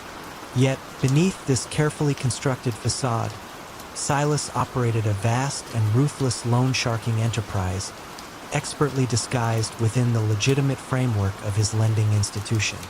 His true power lay not in the interest rates he charged, but in the quiet, insidious leverage he gained over those in desperate need. Silas's ascent began subtly. He identified businesses on the verge of collapse, or individuals facing insurmountable medical bills, and offered them swift, no-questions-asked loans when traditional banks turned them away. These initial loans, seemingly charitable, carried quiet, exorbitant terms hidden deep within the fine print. When borrowers inevitably struggled to repay, Silas didn't resort to threats of violence. Instead, he offered restructuring options, forcing them to sign over percentages of their future earnings or demanding shares in their businesses. Those who hesitated found their credit lines mysteriously vanished, their suppliers suddenly demanding cash up front, or their personal financial details anonymously leaked to local gossip columns. Silas understood that the fear of public ruin and financial strangulation was far more potent than any physical threat. He didn't break bones. He broke spirits, forcing compliance through quiet, relentless pressure. His primary method of accumulation was a sophisticated form of economic capture. As businesses faltered under his usurious loan terms, Silas would quietly acquire them at pennies on the dollar, integrating them into his growing portfolio of legitimate-looking enterprises, laundromats, diners, even a local newspaper. These acquisitions not only laundered his illicit profits but also extended his reach and influence, creating a self-sustaining ecosystem of quiet control. Loyalty within his inner circle, comprised of shrewd accountants and discreet enforcers who rarely showed their faces, was bought with immense salaries and the implicit understanding that Silas protected them absolutely from the messy realities of the outside world. Disloyalty was met not with overt violence, but with a quiet, financial exile. Bank accounts frozen, credit ratings destroyed, and their ability to ever work in the financial world permanently erased. For years, Silas's system operated with chilling efficiency, an almost invisible web of coercion woven into the fabric of the city's commerce. However, a quiet unease settled in the heart of Eleanor Vance, a meticulous bookkeeper who had worked for Thorne and Associates for nearly 15 years. Eleanor was a woman of quiet routines and an unwavering sense of right and wrong. She processed every loan, every payment, and every restructuring agreement. Slowly, over time, she began to notice patterns that simply did not align with ethical lending practices. The disproportionate number of clients who defaulted despite reasonable initial loan amounts, the sudden, unexplained transfer of ownership of small businesses, and the recurring, substantial consulting fees paid to obscure shell companies. She didn't understand the full scope, but she knew the numbers told a darker story. Eleanor began, without telling anyone, to quietly make copies of specific loan agreements, payment histories, and internal memos, storing them in a locked box at home, a silent archive of her growing disquiet. The turning point came when Eleanor learned that her own elderly aunt, a small bakery owner, had approached Thorne and Associates for a loan to keep her business afloat. Eleanor knew the devastating cycle all too well. It was the personal connection, the fear of seeing her own family fall victim to the silent debt collector, that compelled her to act. She couldn't expose Silas directly, but she could provide a crucial thread. She anonymously sent a single, heavily redacted loan agreement, one that perfectly illustrated the predatory, escalating terms without revealing the borrower's identity, to a local journalist known for her investigative work, Maria Rodriguez. Eleanor included a cryptic note: "Look for the pattern, not the exception, in small business loans." Maria, a tenacious but initially skeptical journalist, saw the single document as potentially a one-off anomaly. However, the sheer, quiet conviction in the anonymous tip intrigued her. She presented the document to a federal agent she knew on background, Agent David Kim, a quiet, analytical man specializing in white-collar crime. Agent Kim, unlike most, possessed an almost obsessive attention to detail. The redacted loan document, with its almost imperceptible financial anomalies, was enough to pique his interest. He began to discreetly gather public records, property transfers, business licenses, and public financial statements related to businesses that had recently changed hands or declared bankruptcy in the city. He wasn't looking for violence, but for financial signatures of duress. The unraveling of Silas Thorne's empire was a slow, methodical process of connecting the seemingly legitimate dots. Agent Kim, supported by a team of forensic accountants, began to map the web of businesses acquired by Thorne and Associates over the past decade. They discovered that nearly every acquired business had first received a loan from Silas's firm, and that the terms of those loans, when examined collectively, revealed a consistent pattern of escalating interest, hidden fees, and coercive clauses that inevitably led to default and acquisition. The evidence was not in confessions, but in the cold, hard numbers. Eleanor, witnessing the slow tightening of the investigation from within, and realizing her silent archive was the definitive proof, anonymously delivered her meticulous copies to Agent Kim, sealing Silas's fate. The silent debt collector was brought down, not by a single act of violence, but by the quiet, relentless pursuit of financial truth hidden in plain sight, illuminated by the moral courage of an unassuming bookkeeper. The city of Naples, in the fading light of the mid-20th century, often wore its secrets like a shroud. Beneath the clamor of its busy ports and the quiet hum of its ancient alleys, a different kind of power was being meticulously woven, not with the sharp edge of a blade, but with the subtle rustle of ledgers and the discreet click of a pen. At the heart of this intricate web sat Lorenzo Vitali, a man whose unassuming demeanor belied a mind as sharp and intricate as any master clockmaker. Lorenzo was not born into the grand families of Naples. He arrived as a young man, a quiet prodigy of numbers from a provincial village, carrying nothing but a worn leather briefcase and an almost supernatural understanding of finance. He began his ascent in the employ of the old Don Gennaro, a patriarch whose methods were rooted in tradition and brute force. Don Gennaro recognized in Lorenzo not a warrior, but a rare strategist, a silent architect capable of building fortresses out of paper. Lorenzo's genius lay in his ability to transform illicit gains into seemingly legitimate enterprises. He devised complex schemes of money laundering that funneled cash through a labyrinth of shell corporations, front businesses, and offshore accounts, making the proceeds of racketeering and protection appear as the honest fruits of legitimate commerce. Textile factories, shipping companies, even a string of high-end restaurants, all were conduits, their profits silently enriching the Don's coffers. He understood that true power wasn't about visible muscle, but invisible leverage. He rarely threatened directly. Instead, he cultivated financial dependencies. A struggling politician might find an unexpected, anonymous donation. A desperate businessman, a lifeline loan. These were not gifts, but quiet investments, ensuring loyalty and influence when needed. His primary strategy involved creating a parallel economy. Merchants, already under the Don's protection, were encouraged to invest their profits back into Lorenzo's legitimate ventures, blurring the lines between coercion and opportunity. Those who hesitated often found their credit lines inexplicably tightening, their supplies delayed, or their permits inexplicably entangled in bureaucratic red tape. No threats were uttered, no violence displayed. Only the slow, inexorable squeeze of economic pressure until compliance was the only sensible path. Lorenzo built a network of indebted individuals across the city, from city council members to dock workers, all bound by financial threads he controlled. For decades, the system Lorenzo crafted ran with the precision of a Swiss timepiece.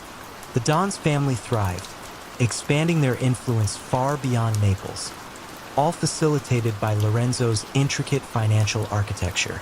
He remained an enigma, a figure rarely seen in public, preferring the quiet solitude of his study, surrounded by ledgers and financial reports. He lived modestly, a stark contrast to the opulence of those he served, a ghost in the machine. But even the most perfect clock can eventually falter, often due to the smallest, most overlooked cog.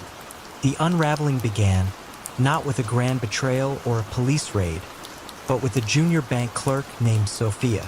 She was new to the city, assigned to a small branch that handled some of the Don's oldest, most innocuous-looking accounts Lorenzo himself had set up decades ago, now almost forgotten. Sophia, with her meticulous attention to detail and a fresh perspective, noticed a subtle discrepancy, a pattern of fractional transfers that seemed too precise, too regular for typical business operations. It was a thread so fine, most would have dismissed it as an error. Sophia, however, was persistent. She followed the trail piece by painstaking piece, through layers of legitimate transactions, eventually uncovering a dormant network of shell companies connected to a single, obscure holding firm in Luxembourg. This firm, Lorenzo's masterstroke of anonymity, had been designed to be impenetrable. But Sophia's dogged tracing of small, consistent payments, what Lorenzo had dismissed as noise in his grand scheme, revealed a connection to a seemingly unrelated charity. This charity, funded by a series of small, untraceable donations, then made large, untraceable loans. Unbeknownst to Lorenzo, a new, younger generation of prosecutors had taken office, armed with sophisticated financial analysis tools and a relentless drive. Sophia's findings, once reported, became the catalyst. They didn't target the flashy capos or the street enforcers. They followed the money, the invisible veins of the empire. Lorenzo's complex web, designed to hide the big picture, ironically broke down because of its smallest, most consistent movements. The quiet architect had overlooked the persistent drip of tiny transactions, believing them too insignificant to be noticed.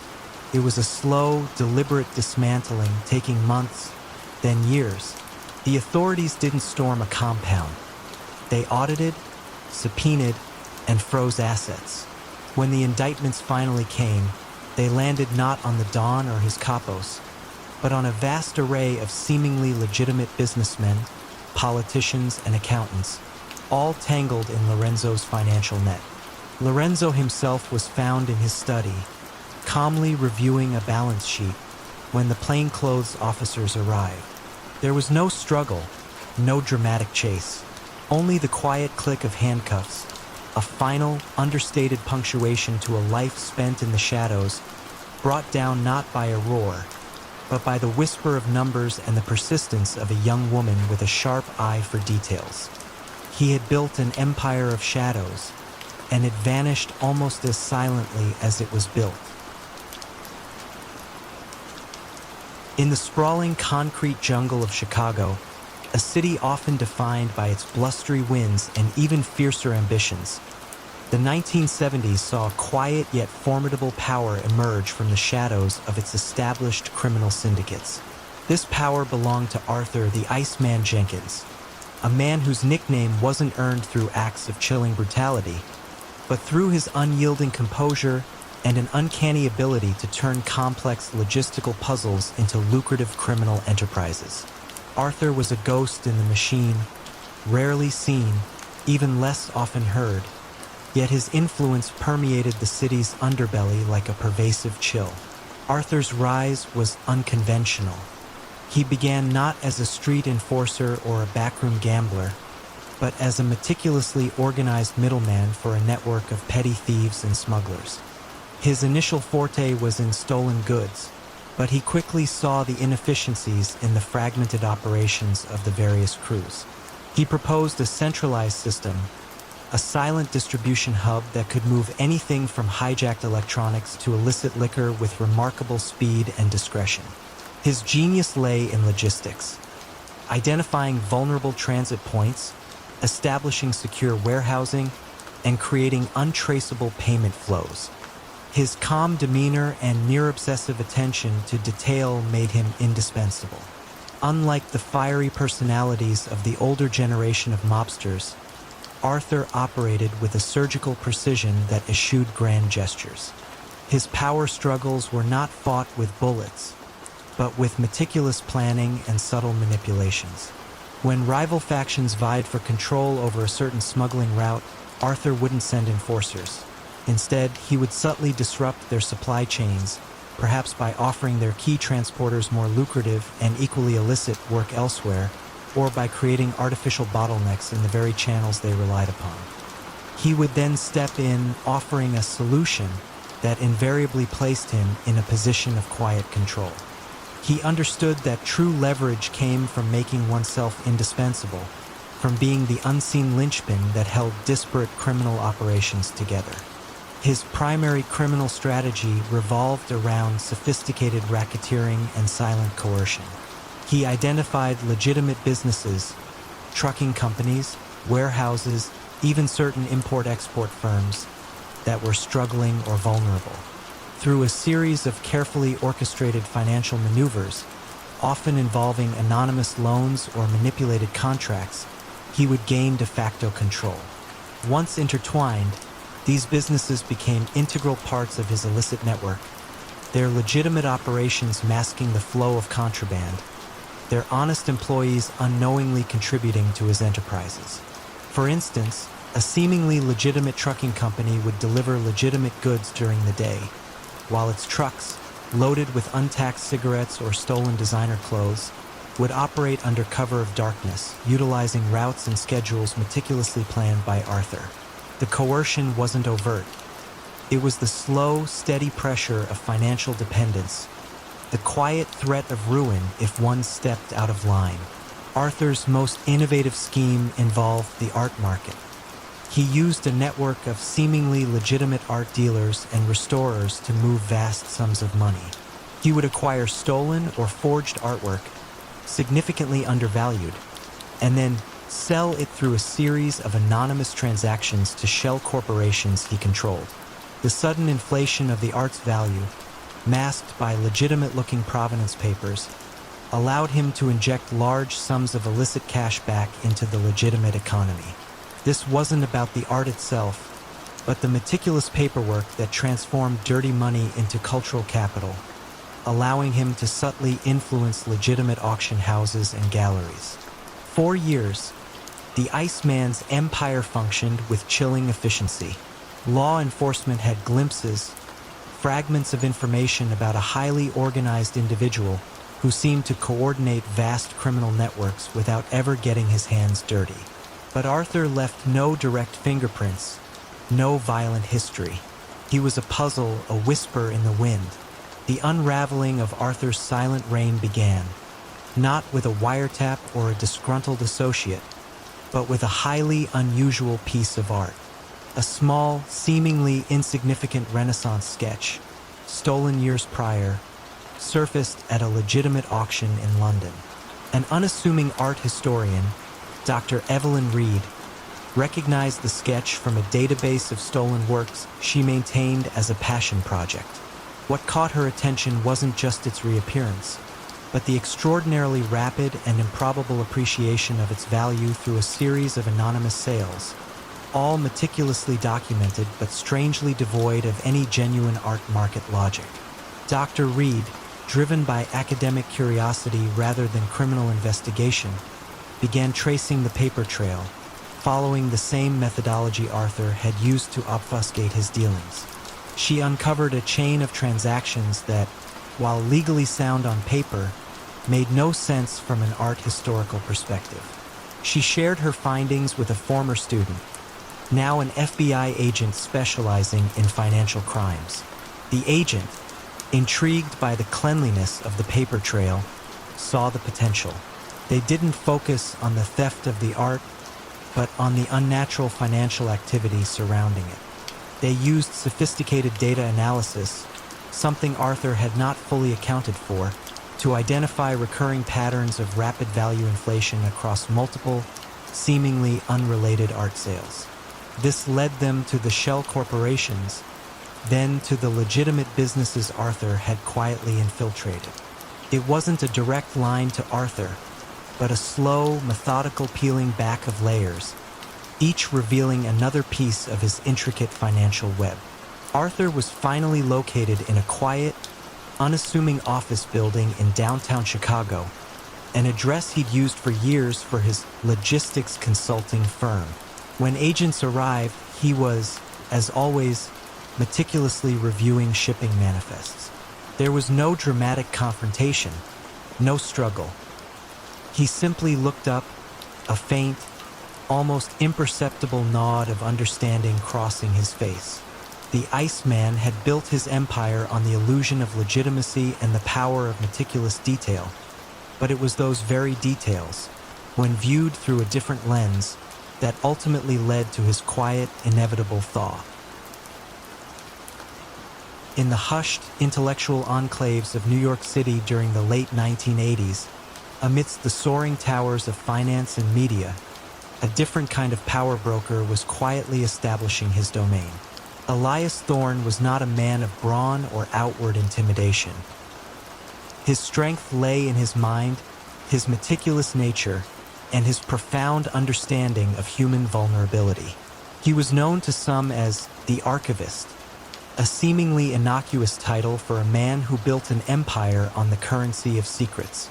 Elias began his career as a highly respected, if somewhat reclusive, research consultant specializing in corporate due diligence. Companies hired him to vet potential partners, uncover hidden liabilities, or perform competitive intelligence. But Elias possessed a unique talent for unearthing the deeply buried and the intensely private. He saw not just financial risks, but the intricate web of personal indiscretions, past failures, and quiet embarrassments that could compromise an individual. He discovered that information, more than any other commodity, held absolute sway. His transition from legitimate research to clandestine influence was gradual, almost imperceptible. He began to selectively withhold damaging information from clients while using it to subtly gain leverage over the subjects themselves.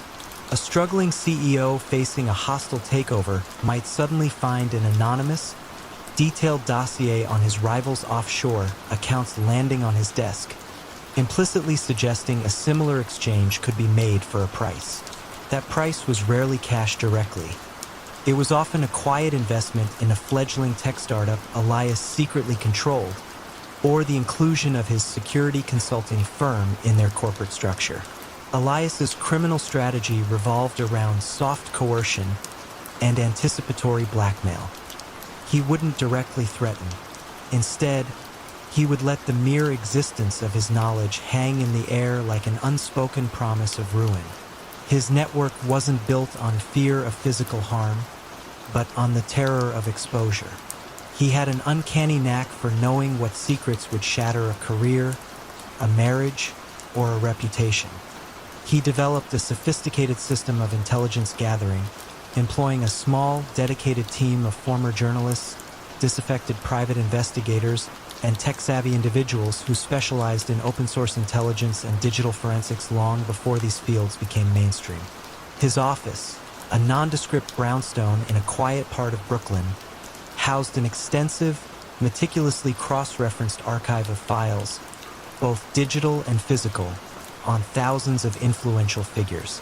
Power struggles within the city's various spheres, politics, finance, even entertainment were opportunities for Elias. He didn't engage in turf wars. He orchestrated them. By selectively leaking partial truths or strategically timed revelations, he could subtly shift allegiances, weaken rivals, and propel his own chosen pawns into positions of influence. A city councilman might suddenly find his past indiscretions whispered in the press just as a crucial zoning vote approached, only for the rumors to mysteriously vanish once he voted Elias's way. No threats were uttered, only the uncanny timing of events, a quiet demonstration of his reach. Money laundering for Elias was a seamless integration into his information business. His consulting fees were exorbitant, but clients paid, knowing the alternative was far more damaging. He acquired struggling legitimate businesses, a small publishing house, a digital archiving service, a boutique investment firm, and funneled his illicit gains through them. These companies, ostensibly providing services, became conduits for funds, overpaying for Elias's research or selling intellectual property at inflated prices to shell corporations controlled by him. The beauty of his system was its self-sustaining nature. The more secrets he collected, the more influence he wielded, and the more legitimate fronts he could acquire. For nearly 2 decades, Elias Thorne operated with impunity. His methods were too subtle, his influence too diffuse for traditional law enforcement to grasp. He left no bloody trails, only whispers and the quiet despair of those trapped in his intricate web. He seemed untouchable, a phantom behind the curtain, always one step ahead. The unraveling, when it finally began, came from an unexpected source, the sheer volume of his own meticulous work. Elias had a cardinal rule: archive everything, no matter how insignificant. Among the countless files was a forgotten folder, physically stored in a secure, off-site location, related to a seemingly minor blackmail operation from his early days. The target then was a promising young prosecutor, coerced into dropping an investigation into a small-time real estate fraud. Elias had kept a seemingly innocuous piece of physical evidence from that case, a torn page from a specific limited edition local historical society newsletter detailing the prosecutor's family connections to the fraud. He kept it not for future use, but as a testament to his own thoroughness. Years later, that same prosecutor, now a hardened federal agent leading a new task force on sophisticated white-collar crime, began investigating a pattern of unusual financial transactions tied to several struggling businesses that had mysteriously rebounded. His team, utilizing cutting-edge pattern recognition software, noticed a recurring, almost imperceptible digital signature across various corporate filings and obscure online publications, a unique linguistic quirk, a specific phrase Elias often used in his manipulated documents. This led them to Elias's research firms. What truly broke the case, however, was a cold case review of that old real estate fraud. A junior analyst, re-examining old evidence, stumbled upon the very newsletter page Elias had archived. The digital forensic team, cross-referencing this physical clue with Elias's recently flagged digital signature, found an unexpected match. They realized the signature wasn't just a pattern. It was Elias Thorne's distinct and consistent writing style, embedded in documents spanning years. The physical paper trail, combined with the subtle digital fingerprint he had inadvertently left across his vast archive of coerced documents and manipulated financial records, created a link that even Elias couldn't break. The very thoroughness that had been his greatest asset became his undoing. When agents finally arrived at his quiet brownstone, they found him surrounded by his files, just as he preferred. There was no drama, only the soft click of keyboards as agents began to digitally dismantle the intricate web he had so carefully spun. The archivist, caught in the threads of his own vast, meticulously cataloged secrets, finally faced the truth he had so long held over others. In the gritty, rain-slicked docklands of London during the post-war era of the 1950s and 60s, power was often a brutal, visible force. But amidst the clamor of cranes and the roar of cargo ships, a more subtle, insidious influence was taking root, woven by the cunning mind of Bartholomew "Barty" Finch. Barty was not a man who commanded with shouts or threats. He operated like a shadow, his authority felt more than seen, his grip on the flow of goods and money as pervasive as the Thames fog. Barty began his ascent not through violence, but through meticulous organization and an almost encyclopedic knowledge of the dockyards. He started as a seemingly innocuous union steward, a keen observer of the inefficiencies and vulnerabilities within the labyrinthine shipping industry. He saw that power didn't lie in controlling a single commodity, but in controlling the process of movement itself. He understood the nuances of port operations, the rhythms of cargo loading and unloading, the precise timing of customs inspections. His initial strategy was to offer expedited services, small, unofficial shortcuts that bypassed bureaucratic delays for legitimate businesses. A shipment stuck in customs might mysteriously clear faster with Barty's intervention, a vital cargo guaranteed to be unloaded first. These favors built quiet obligations, creating a network of grateful, indebted contacts throughout the docks, from shipping magnates to crane operators. He cultivated an image of a man who could make things happen, a fixer who simply knew the right people. Barty's criminal strategies were centered on quiet racketeering and chokehold control over logistics.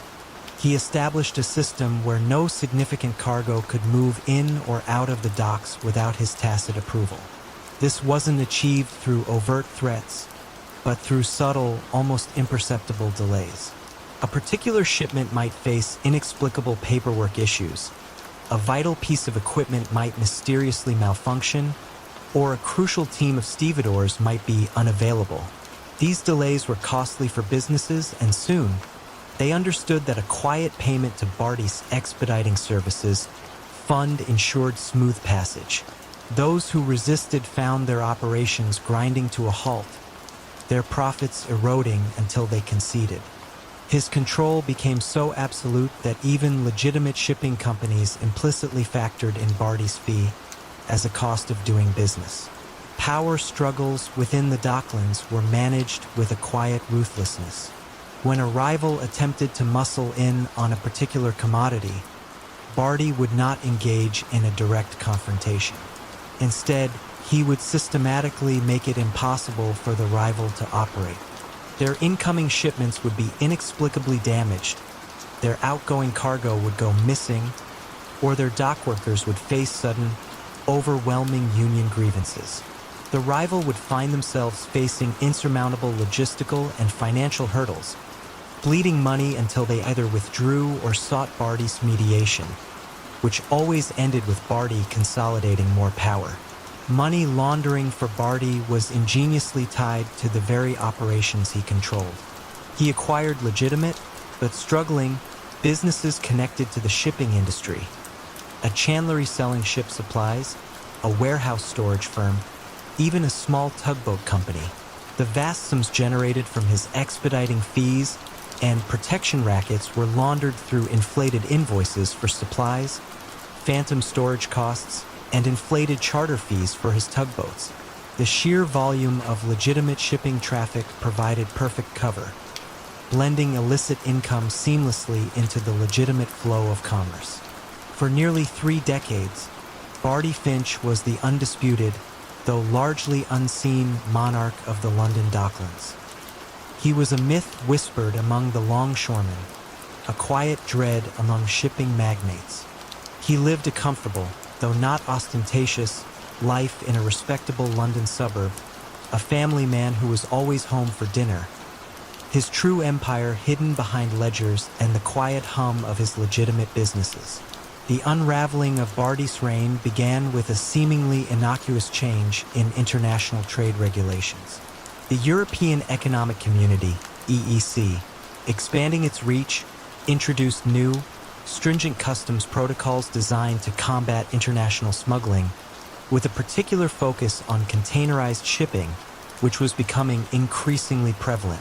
These new protocols required unprecedented levels of digital manifest tracking and cross-referencing between ports.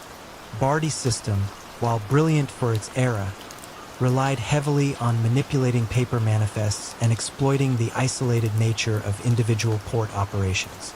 He was a master of the analog world. The new digital protocols, however, demanded a level of transparency and data sharing that his decentralized, deliberately opaque system simply couldn't accommodate. Each container now had a digital footprint that followed it from origin to destination, cross-referenced with satellite tracking and advanced analytics. A persistent, methodical investigator from the newly formed EC Anti-Fraud Office, a young man named Gareth, noticed a peculiar statistical anomaly. Certain expedited shipments passing through the London docks, marked by an unusually high turnover rate and a consistent set of associated services, Barty's front companies, consistently showed discrepancies when cross-referenced with their originating manifests from other European ports. The values didn't quite align, the weights were subtly off, or the declared contents didn't perfectly match the volume. Individually, these were minor errors. Cumulatively, they painted a picture of systemic manipulation. Gareth's team didn't look for traditional smuggling. They looked for financial incongruity and logistical impossibilities. They found that Barty's legitimate businesses, while seemingly profitable, were showing returns far beyond industry averages, especially considering the modest scale of their declared operations. The new digital data, which Barty had underestimated, allowed investigators to connect the dots across multiple countries, revealing a global pattern of inflated costs and phantom services, all feeding back to his London-based fronts. The investigation wasn't a sudden raid. It was a slow, inexorable tightening of the digital net. The authorities didn't storm the docks. They froze accounts, impounded ships for regulatory violations, and served warrants on businesses that suddenly found their supply lines choked by legitimate digital red tape. Barty, accustomed to controlling the flow, suddenly found himself caught in an unyielding current of data he couldn't manipulate. When the police finally arrived at his suburban home, Barty was in his study, a meticulously organized room filled with books on maritime history and international trade. He calmly closed a ledger, his face showing a flicker of resignation, perhaps even relief. He had ruled the unseen currents of the Docklands for decades, but the digital tide had finally come in, washing away the shadows in which he had so long thrived. In the opulent salons and hushed ateliers of 1990s Paris, where the very air seemed to shimmer with haute couture and exclusive scents, a different kind of empire was quietly being stitched together.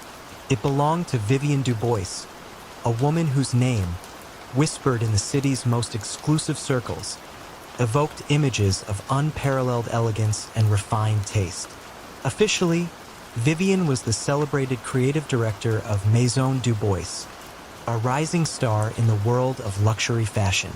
Unofficially, she was the silent architect of a vast, meticulously crafted network of high-end counterfeits, a master of illusion who blurred the lines between genuine artistry and ingenious deception. Vivienne had not been born into wealth. She had sculpted her own. A prodigy of design from a modest background, she possessed an uncanny eye for detail, an innate understanding of luxury craftsmanship, and a burning ambition. Her legitimate fashion house initially struggled, caught in the shadow of established brands. It was during a desperate search for cheaper, yet high-quality, materials that she stumbled upon a clandestine network of artisans capable of replicating luxury goods with breathtaking fidelity. What began as a desperate attempt to save her ailing business quickly transformed into a revelation. The true profit lay not in creation, but in near-perfect imitation. Her rise was fueled by an audacious strategy that bypassed crude imitation for sophisticated infiltration. Vivienne didn't flood street markets with cheap knockoffs. She produced what she called replicas of distinction. These were pieces virtually indistinguishable from their authentic counterparts, crafted with original materials sourced from the same suppliers or highly convincing equivalents, and assembled by skilled artisans who had often worked for the very brands they now imitated. Her power struggles were not with rival gangs, but with the very notion of authenticity. She subtly undermined the genuine market by creating a parallel one, where her exclusive private collections offered discerning clients a taste of luxury at a fraction of the cost, often hinting at special access or unreleased lines. Her core criminal strategy was built on an intricate dance of social leverage and quiet subversion. She cultivated relationships with key figures in the fashion industry, boutique owners, influential stylists, wealthy socialites, never revealing her true operation. Instead, she offered them a lucrative side business, a consignment of rare, seemingly legitimate, high-demand items that she claimed to have acquired directly from a private archive. The allure of exclusivity and higher profit margins proved irresistible. Her coercion was subtle. A whisper of a competitor's financial woes, a quietly arranged social slight, or the sudden, inexplicable delay in receiving a highly anticipated seasonal collection. These were not threats, but gentle nudges, ensuring continued cooperation. Money laundering for Vivienne was seamlessly integrated into Maison Dubois.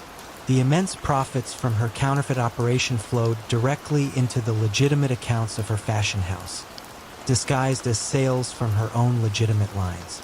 She inflated sales figures for Maison Dubois's genuine products, justifying enormous profits that were in reality a mix of legitimate and illicit income.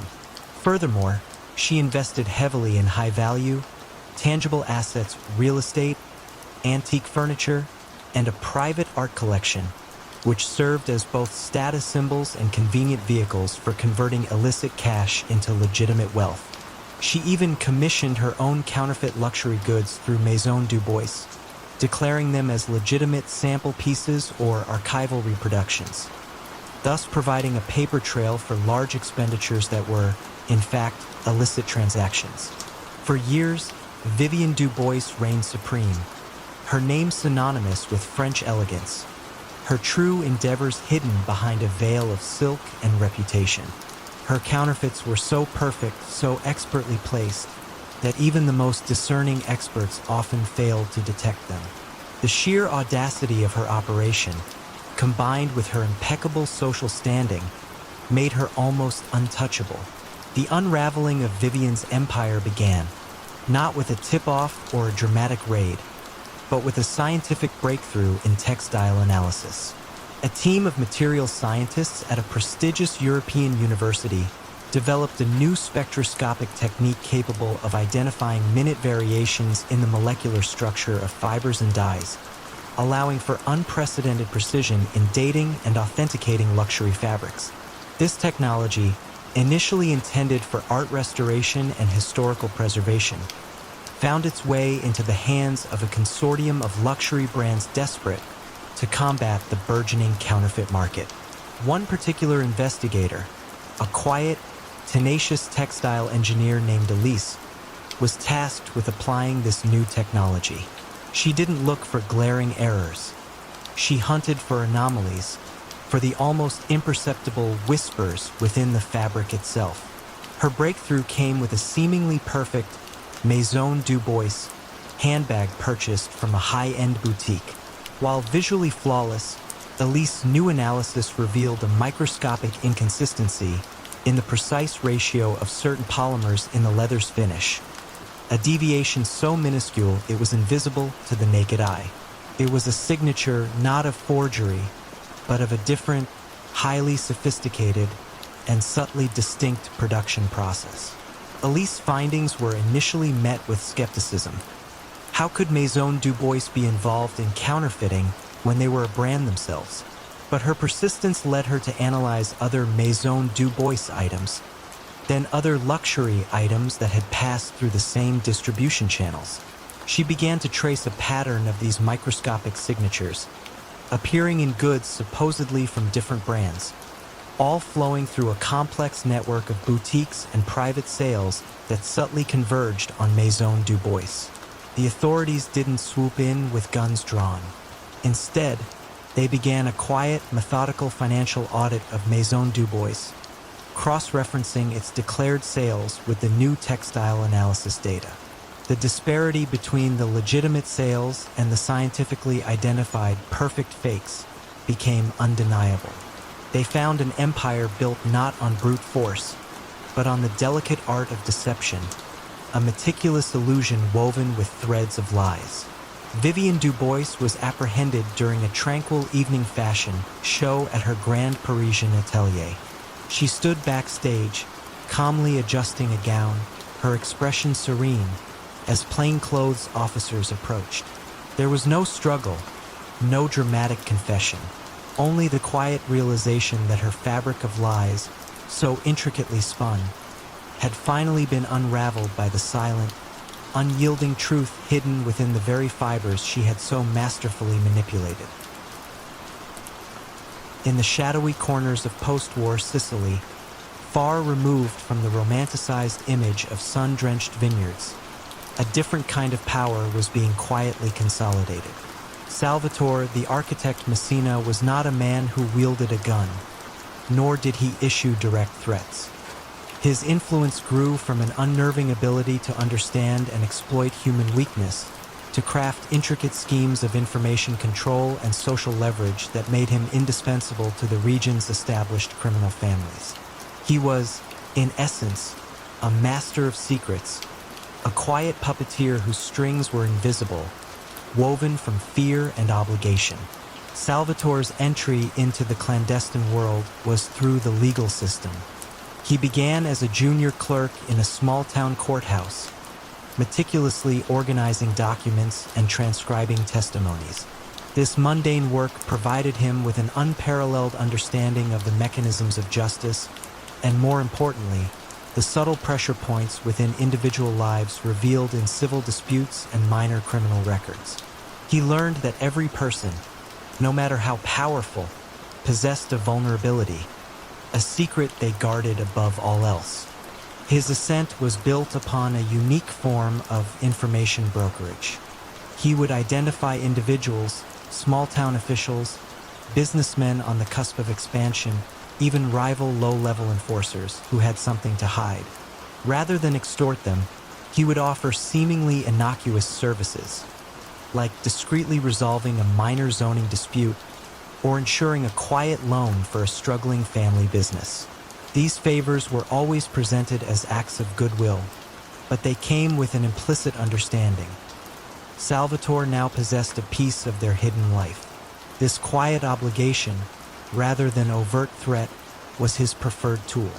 Salvatore's criminal strategy revolved around a sophisticated system of blackmail and soft coercion. He never left a paper trail, nor did he use intermediaries who could be easily traced. Instead, he cultivated a vast network of informers, disgruntled employees, gossiping neighbors, lonely civil servants, who unknowingly fed him a steady stream of intimate details about local figures. He would then use this information to create a climate of pervasive unease. A local mayor might find a seemingly random newspaper article highlighting a distant, embarrassing family connection just before a crucial vote. A businessman might notice a subtle shift in the tone of his bank manager after a quiet word from a third party. The source of the pressure was always untraceable, leaving the target feeling exposed and vulnerable, with no clear enemy to confront. Power struggles within the various factions of organized crime were deftly navigated by Salvatore. He never sided openly. Instead, he would subtly feed compromising information to one side about the other, exacerbating existing tensions, creating distrust, and ensuring that rivalries consumed themselves. His true power lay in his position as the ultimate arbiter, the one who possessed the hidden truths that could tip the scales. When a dispute became particularly volatile, it was often Salvatore, through an unseen intermediary, who would offer a solution, a carefully crafted compromise that always, in some subtle way, expanded his own network of influence. Money laundering for Salvatore was a quiet art form, deeply integrated into the fabric of local commerce. He didn't establish grand front businesses. He invested in, and implicitly controlled, dozens of small, vital community services. Laundromats, bakeries, travel agencies, and even a mortuary. The illicit proceeds from his various operations, payments for discrete services, consulting fees for resolving unspoken issues, or donations from intimidated businesses, were cycled through these small establishments. A laundromat, for instance, would consistently report slightly higher customer numbers and detergent sales than physically possible, the small incremental differences absorbing the illicit cash. The sheer volume of petty, legitimate transactions made it virtually impossible to track the laundered funds without an unprecedented level of detailed scrutiny. For over 3 decades, Salvatore Messina's influence grew, unseen yet omnipresent. He was the whisper behind closed doors, the unspoken authority that ensured deals were struck and silence was kept. He was an enigma, a man who built an empire on the fragility of human reputation, his power as intangible as the wind. The unraveling of Salvatore's reign began with a generational shift in law enforcement. A new, young prosecutor from Rome, Isabella Rossi, arrived in Sicily armed not with traditional investigative methods, but with a background in psychology and advanced data analytics. She was less interested in tracing money directly and more interested in identifying patterns of unusual compliance and unexplained silence within the region. Isabella's breakthrough came when she focused on the common thread: the sudden, unanimous cooperation of disparate individuals, often after a period of unexplained hesitation. She developed a complex algorithm to analyze public records, social media patterns, as they emerged in the early 2000s, and even local gossip forums looking for anomalies in behavior or communication that preceded these cooperative outcomes. She wasn't looking for explicit threats, but for the statistical probability of a network of quiet influence. Her analysis began to point to a common, yet untraceable factor: a sudden, shared shift in public perception or legal stance that seemed to emanate from no obvious source. She discovered that a surprising number of these cooperative individuals had, at some point, had a minor, often forgotten personal or legal issue that had been quietly resolved years prior. This led her team to re-examine all archived minor legal cases, looking for connections to those who had suddenly become compliant. They found dozens of instances where a subtle but critical piece of information about an individual's personal life had appeared in an obscure, non-public document, only to vanish or be subtly altered after Salvatore's quiet intervention. The very meticulousness with which Salvatore had archived his secrets in various court and public records, believing them too obscure to be connected, became his undoing. When the warrants were finally issued, they were for information gathering, not arrests. They raided small businesses, not for cash, but for financial records that, while legitimate on the surface, revealed a consistent pattern of absorbing unaccounted funds. Salvatore Messina was found in his modest home, poring over old newspaper clippings, his world of carefully constructed shadows illuminated by the sudden glare of investigation. There was no dramatic pursuit, no desperate struggle, only the quiet closing of the book on a life spent in the margins, brought down by the very secrets he had so diligently collected, and the relentless curiosity of a new generation determined to break the pervasive silence. In the sprawling American metropolis, a city constantly reinventing its skyline through a perpetual dance of construction and demolition, the late 1980s saw power quietly shift into unforeseen hands. This was the domain of Elias Vance, a man whose unassuming appearance, neatly pressed suits, a perpetually calm demeanor belied his true influence. To the public, Elias was merely a senior permits officer, a cog in the vast municipal machine.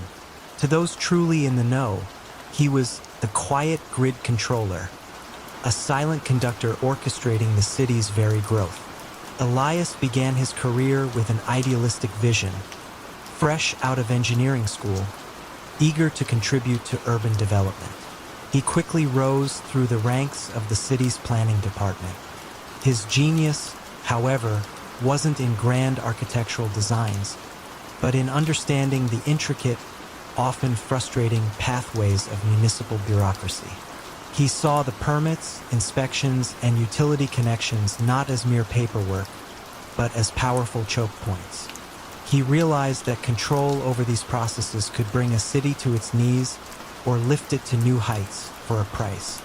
His initial foray into the illicit involved offering expedited services for minor favors. helping struggling small businesses navigate the labyrinthine city hall, quietly accumulating a network of indebted contacts. His criminal strategy was a masterclass in soft coercion and bureaucratic racketeering.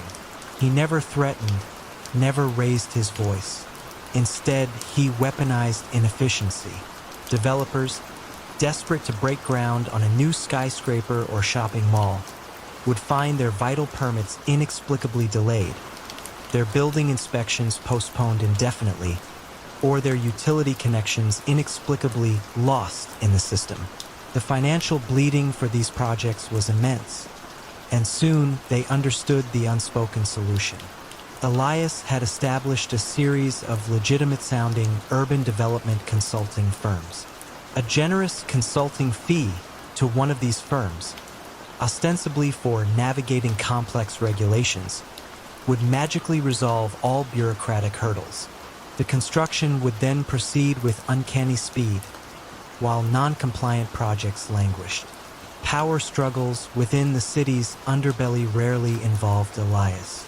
While other factions fought over territories and traditional rackets, Elias controlled the very infrastructure they depended on. A rival crime family attempting to expand into waste management or demolition services would find their essential permits denied, their equipment inexplicably failing inspection, or their city contracts mysteriously evaporating. Elias wouldn't send enforcers. He would simply make it impossible for them to build, operate, or expand within the legitimate economy, forcing them to either pay his quiet tithe or withdraw from the most lucrative endeavors. His leverage was the power to stop progress, a more potent threat than any street muscle. Money laundering for Elias was a seamless integration into the city's booming construction industry. The vast sums accumulated from his consulting fees were channeled through his network of legitimate firms. These firms would then submit inflated invoices for architectural reviews, environmental impact assessments, or project management, services that were either entirely phantom or grossly overcharged. He also acquired minority stakes in various construction and material supply companies, funneling money through them by having them supply projects with overpriced materials or phantom labor. The sheer volume of urban development provided perfect cover, blending illicit gains into the dizzying flow of legitimate capital. For nearly 2 decades, Elias Vance's control was absolute yet invisible. He shaped the city's skyline from behind a desk, his influence felt in every poured foundation and every connected utility line. Law enforcement focused on visible crime barely registered his existence. He was the quiet hum beneath the roar of the city, seemingly untouchable. The unraveling of Elias's meticulously constructed empire began with a new initiative by the city mayor, a complete digital overhaul of the permitting and urban planning departments aimed at increasing transparency and efficiency. This brought in a fresh wave of data analysts and compliance officers, unburdened by the existing bureaucratic customs. Among them was Lena Petrova, a sharp, data-driven auditor with a background in complex systems. Lena wasn't looking for corruption in the traditional sense. She was looking for patterns of deviation from expected workflow. She noticed that despite the digital reforms, certain categories of permits consistently moved either too quickly or too slowly compared to the statistical average for similar projects. Furthermore, she observed peculiar clusters of associated, consulting firm invoices linked to these anomalous permit timings. It was an inconsistency in the flow of information and approvals that caught her eye, rather than just the financial transactions. Her team developed algorithms to map these workflow anomalies, creating a time-lapse of the city's development projects. They discovered that the seemingly disparate expedited projects and delayed projects consistently intersected at a small number of consulting firms and ultimately at the desk of Elias Vance. The digital footprint he had inadvertently left, the subtle acceleration or deceleration he manually triggered in the system, and the corresponding consulting invoices created a traceable pattern. Each digital click, each altered timestamp, once considered insignificant, now painted a clear picture of manipulation. The authorities didn't need to infiltrate a secret lair. They followed the digital breadcrumbs through the city's own databases.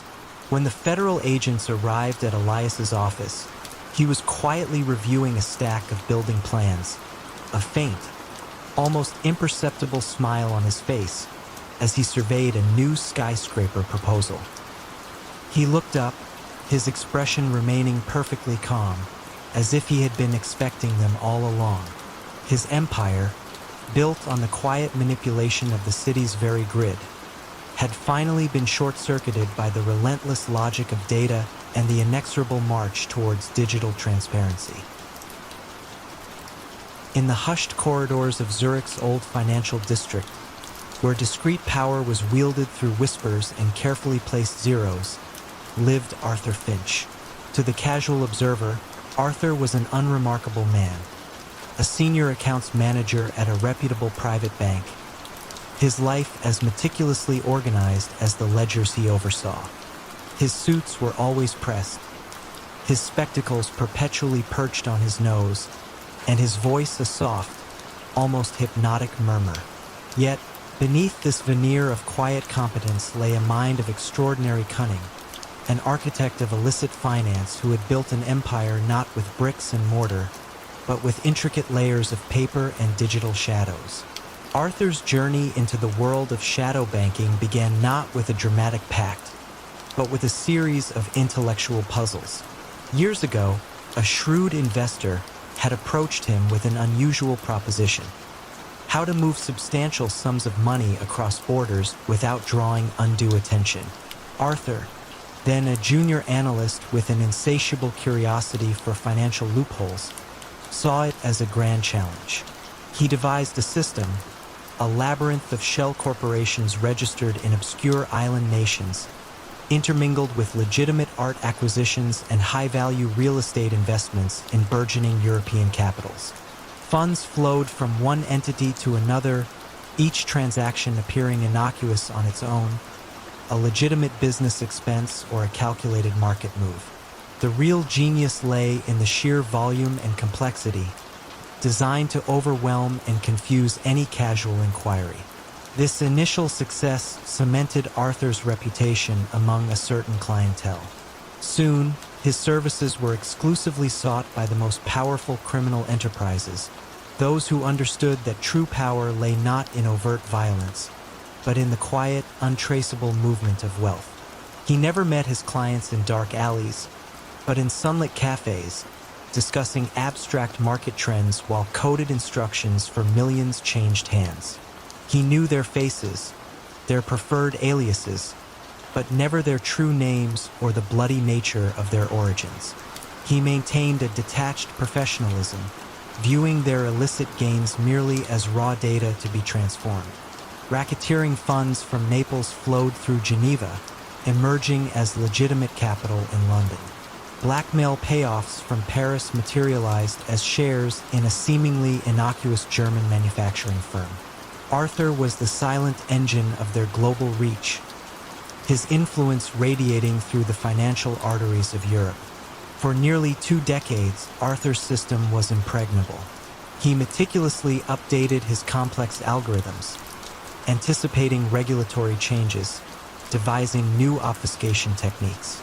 His clients trusted him implicitly, for his methods ensured their fortunes remained liquid and untraceable, affording them a level of security no street enforcer ever could. His life remained one of quiet routines, the only indulgence being his collection of rare botanical prints. He felt no remorse, no fear. His work was a grand intellectual exercise, a testament to his unparalleled mastery of finance. The first tremor in his carefully constructed world came not from a raid or an informant, but from a subtle shift in the global financial landscape. International cooperation between law enforcement agencies, once fragmented, began to coalesce. A new generation of financial investigators, armed with advanced data analysis tools, started to look not just at individual transactions, but at patterns across vast datasets. They didn't chase criminals, they chased money. A small, almost insignificant anomaly sparked their interest. A series of seemingly unrelated real estate transactions across 3 different countries, all eventually linked by a single, obscure holding company registered in a remote trust. It was a thread so fine, so delicate, that only the most patient and methodical investigation could have found it. The investigators, a team led by a relentless British financial crimes expert named Eleanor Vance, didn't understand the full picture, but they sensed the quiet hum of something vast and hidden. They began to pull gently at first. They unspooled the holding company, revealing layers of shell entities, each one leading to another, until the trail circled back to a peculiar cluster of accounts managed by a specific private bank in Zurich, Arthur's Bank. Eleanor's team didn't need a witness or a confession. They needed only to follow the numbers. They built a timeline, painstakingly mapping the flow of funds, noticing the same subtle, almost imperceptible fingerprints of Arthur's unique financial architecture. The pressure mounted not with sirens or shouted commands, but with polite, yet firm requests for information from various international bodies. The bank, fearing reputational damage, began to cooperate, providing anonymized data.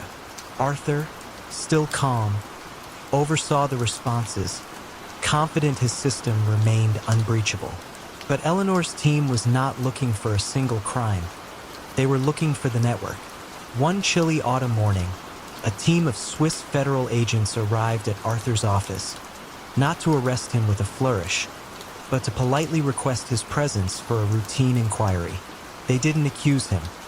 They simply laid out a series of flowcharts, meticulously detailing the interconnected web of transactions, each line a silent accusation. The sheer volume and precision of their data, compiled from years of patient investigation, left him stunned. There was no single piece of incriminating evidence, but the undeniable, crushing weight of 1,000 legitimate transactions, arranged in an utterly illegitimate pattern. Arthur Finch, the quiet architect of ill-gotten gains, watched his invisible empire crumble, not with a roar, but with the quiet rustle of paper, the silent scream of ledgers finally revealing their secrets.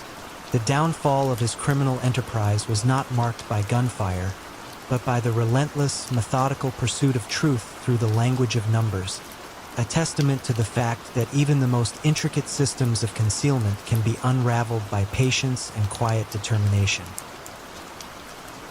In the sprawling American metropolis, a city constantly reinventing its skyline through a perpetual dance of construction and demolition, the late 1980s saw power quietly shift into unforeseen hands. This was the domain of Elias Vance, a man whose unassuming appearance, neatly pressed suits, a perpetually calm demeanor belied his true influence. To the public, Elias was merely a senior permits officer, a cog in the vast municipal machine. To those truly in the know, he was the quiet grid controller, a silent conductor orchestrating the city's very growth.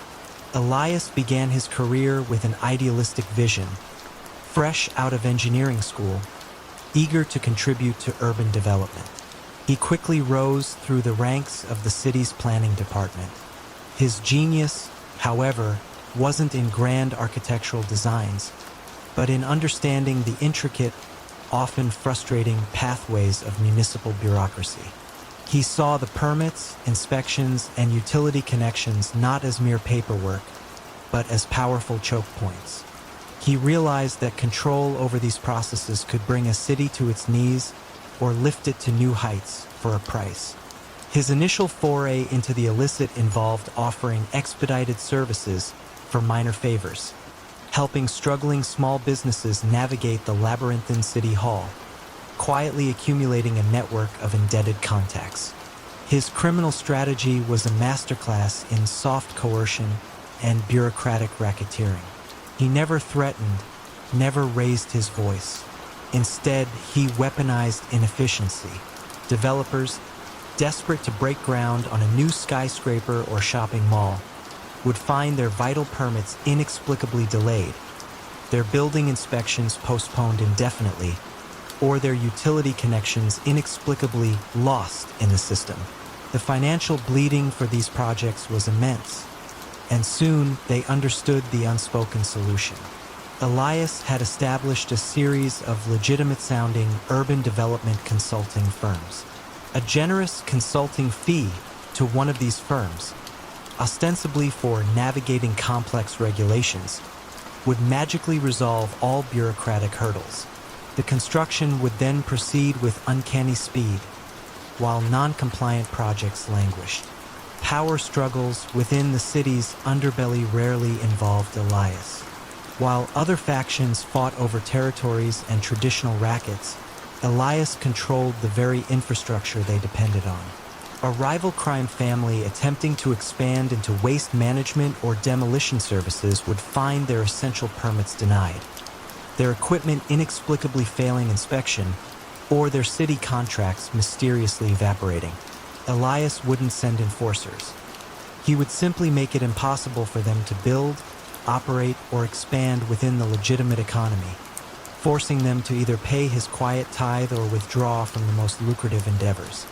His leverage was the power to stop progress, a more potent threat than any street muscle. Money laundering for Elias was a seamless integration into the city's booming construction industry. The vast sums accumulated from his consulting fees were channeled through his network of legitimate firms. These firms would then submit inflated invoices for architectural reviews, environmental impact assessments, or project management, services that were either entirely phantom or grossly overcharged. He also acquired minority stakes in various construction and material supply companies, funneling money through them by having them supply projects with overpriced materials or phantom labor. The sheer volume of urban development provided perfect cover, blending illicit gains into the dizzying flow of legitimate capital. For nearly 2 decades, Elias Vance's control was absolute yet invisible. He shaped the city's skyline from behind a desk.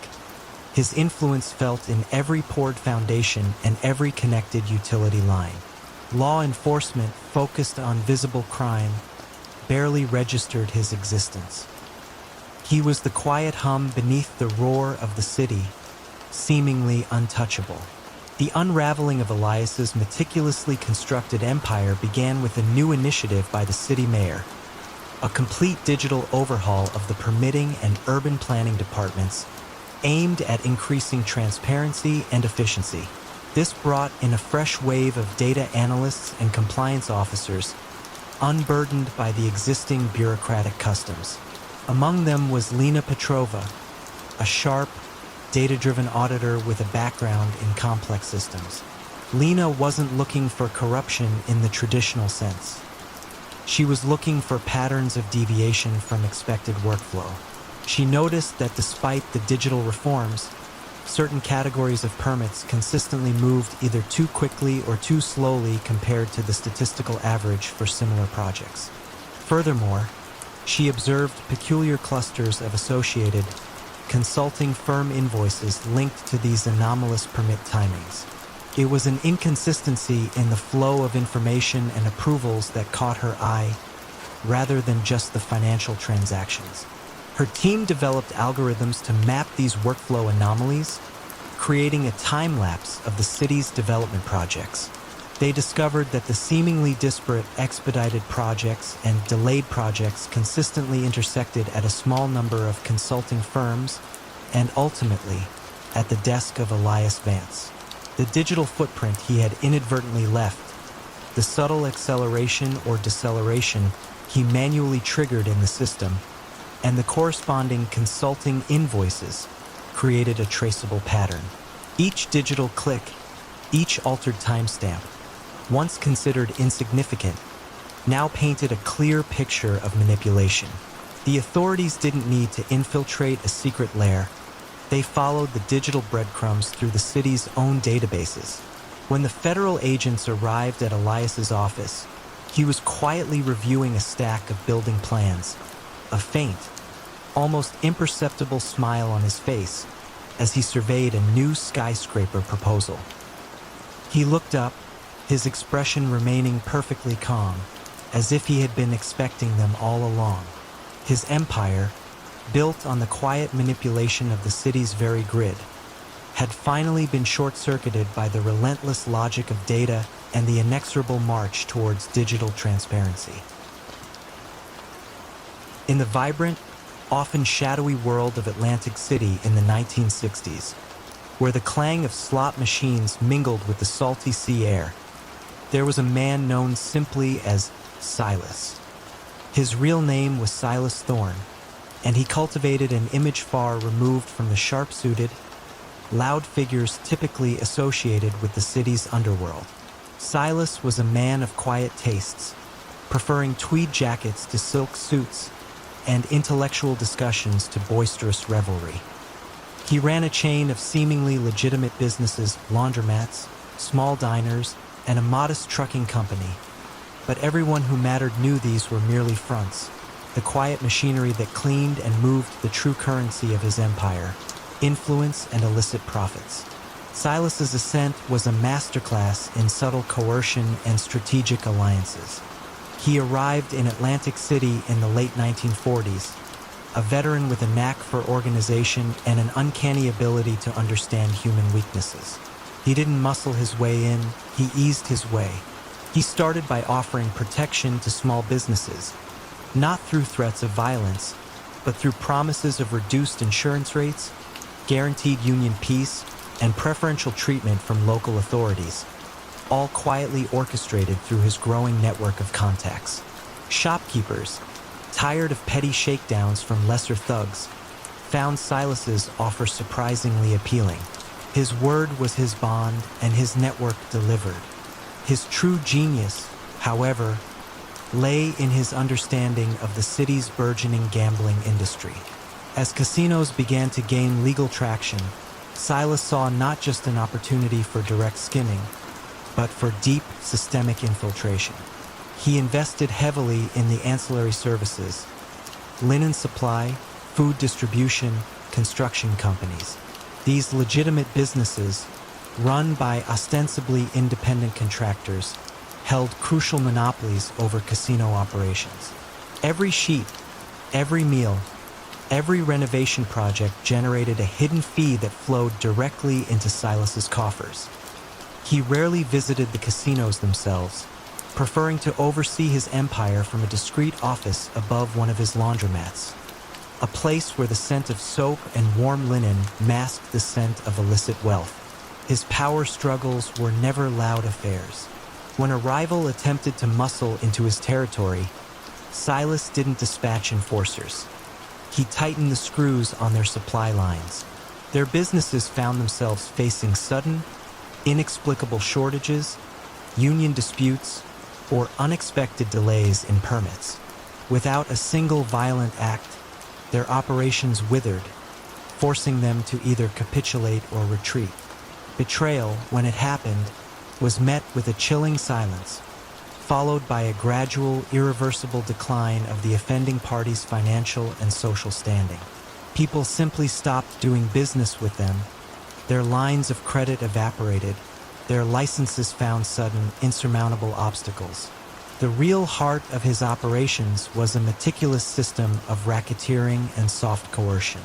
He controlled key union contracts, ensuring that any major construction or service project in the city had to go through his preferred suppliers.